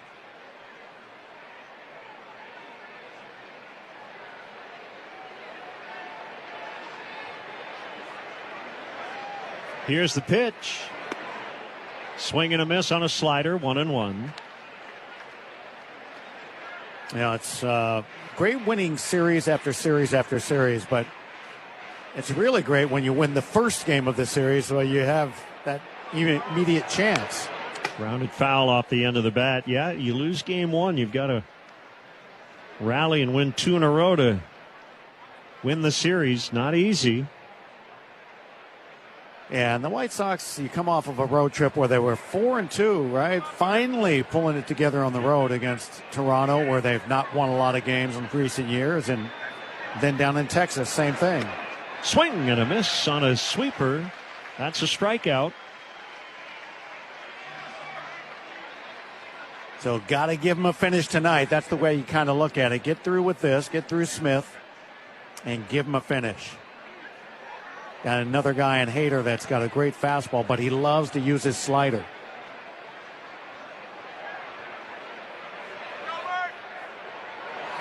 Smith takes low. Assuming Hader's coming in, that'll be 6 Astros relievers that had to work tonight. 2 worked 2 innings. Blubaugh and Tang. And Murphy will lob over to first.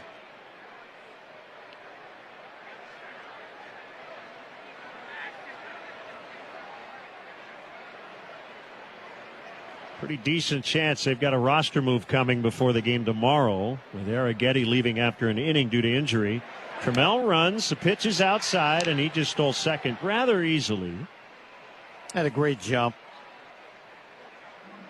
After the pickoff move, he must have sensed there was no way they were coming over again, and he was off to the races quickly.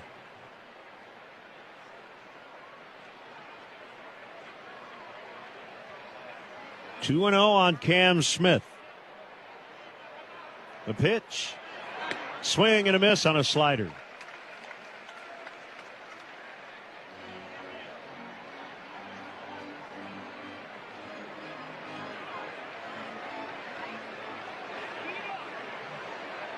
Minnesota lost 2-0 at home to the A's. So that's good news. Second and third place teams both dropping their games tonight. Swing and a miss, 2-2. This has just been one of those games that's going to be logged as strange. With all the pop-ups, hit by pitches. Basically scoring, all the scoring was in 3 innings, and yet it's a lot of scoring. 2-2 is outside on a fastball at 98. Yeah, this definitely has been a weird game, and now Trammell's just going to take third. White Sox are back, and he just had a free base. He took it. Well, yeah, I mean, you look, Vargas is down. He had his glove off, and he was looking at it, and there's no way he could recover and be ready from where he's standing. 3-2 is low and in, and he walked him. It's smart because what it does is just gets in the head of the pitcher, too. The last pitch was a slider that was way down and in, and you can't throw it in the dirt because the run will score. So a little mental lapse defensively. So first and third, Romo chatting with Murphy, and it's Christian Vasquez. Just a little nice time for Romo to go out there and have a mental reset.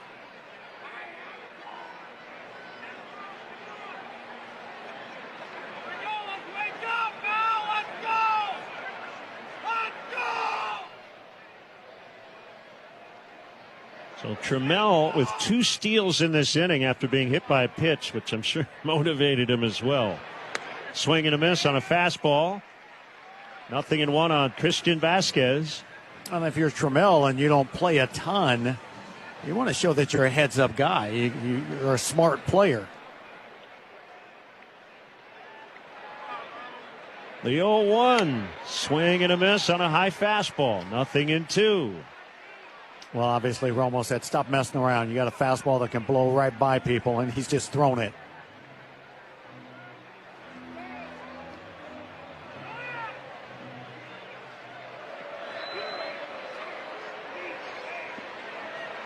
Top of the plate by Vasquez. Murphy comes set. The kick, the pitch.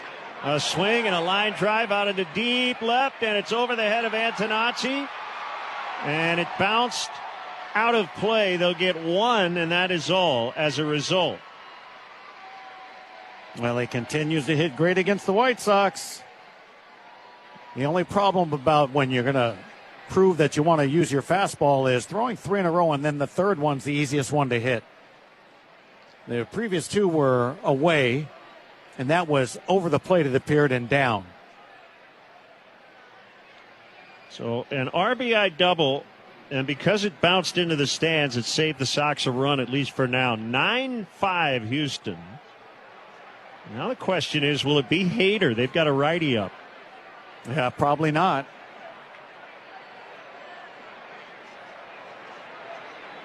Pena swings and misses. Second and third, and a run in. 13 hits for Houston. Pena with a violent first swing, kind of chopping down through a slider.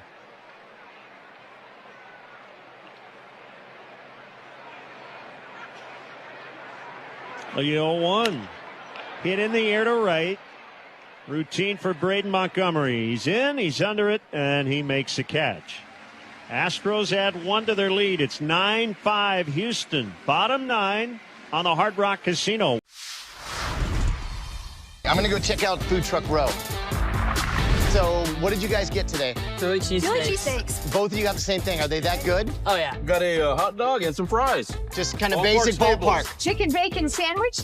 Philly cheesesteak. Okay. And some crinkle cut fries. Okay, where are you guys from? We're from Dallas. Dallas. That's what's fun about baseball. It brings different regions together, not just the ball and glove and bat, but what we're eating. And there's a shot into left field. Stanton on his way around to score. The Yankees are on the board. First, it's 1-0 New York. Bouncer headed up the middle, and that's going to get through and driving a couple of runs. Cranked up and sent into the right center field gap. McMahon's going to score easily. They're going to wave Wills around. Plays to third. 5-0 New York. Another one headed for no man's land, but Harrison Bader read it well. Former Gold Glover comes up to make a very nice catch for the guy they call Big G, who has driven in a run with the 3rd straight hit to open the 5th inning. Chopper for Jazz, hot shot, and he makes the catch. That got on there on a line, and he's telling Jose Caballero, did you see that? I could watch Jazz Chisholm play. I mean, he plays with such joy. Only David Cohn, Ron Guidry, and Mel Stottlemyre had opening day starts of 6+ innings with 2 or fewer hits and no runs allowed. Puedes ser el dueño de grandes momentos del béisbol. MLB Auction te permite participar en la... Line shot deep left, a home run. Hey, it's Miguel Vargas. Miguel Vargas. That baby got out of here in a jiffy. This is the Hard Rock Casino White Sox Network.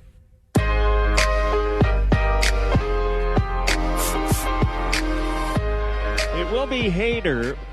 It is not a save chance, with his team leading by 4, 9-5 in the ninth.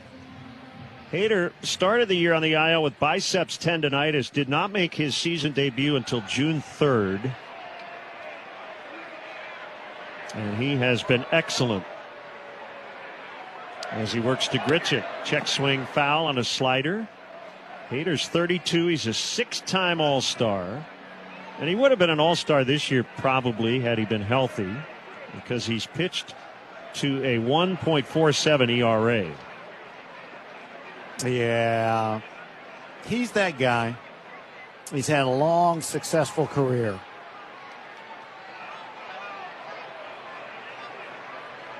The 0-1. Swung on and missed. He's got that big hip turn, so really hides the ball well to go along with the excellent stuff. And he strikes out a ton. 41% strikeout rate in his career. Grichuk stays alive by fouling a slider.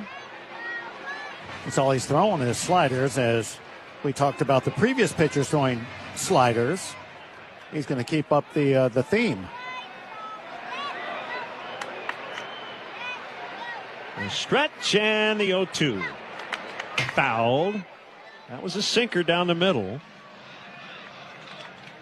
It's one of the things, I guess, when you've been around long enough, is you can get an 0-2 count on nothing but off speed, and you haven't thrown your fastball yet, and the odds of a guy being able to time the first fastball of the at-bat are not real high. The pitch is high. 2-2.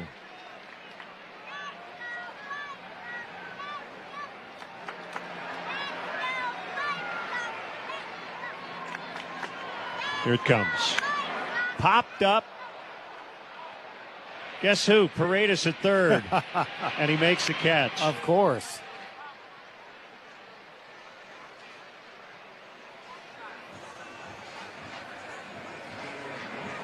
Isaac Paredes has 7. made 1, 2, 3, 4, 5, 6. I've got 7 catches on pop-ups.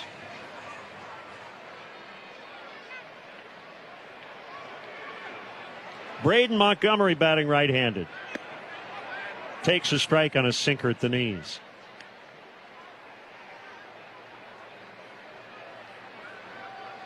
Yeah, that's going to be an interesting hitters meeting or conversation tomorrow before the game about the way these pop-ups took place.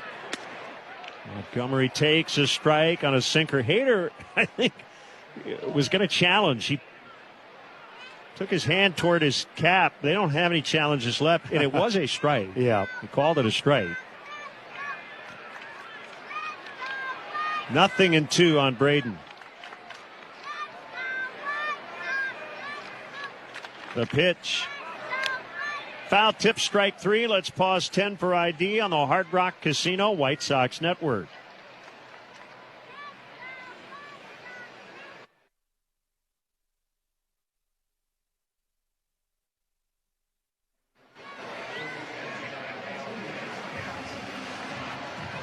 Luis Angel Acuna will hit for Peters. 2 outs, 9th inning.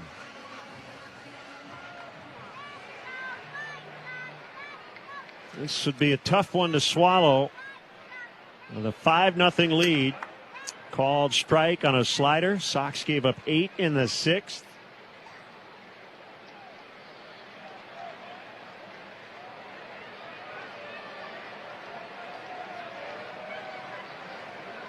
The 0-1. Fouled. But, you know, you mentioned it earlier. The how, when it comes to wins, doesn't matter, right? Just win. Yes. But we often talk a lot about the how when a team loses. But at the end of the day, a loss is a loss.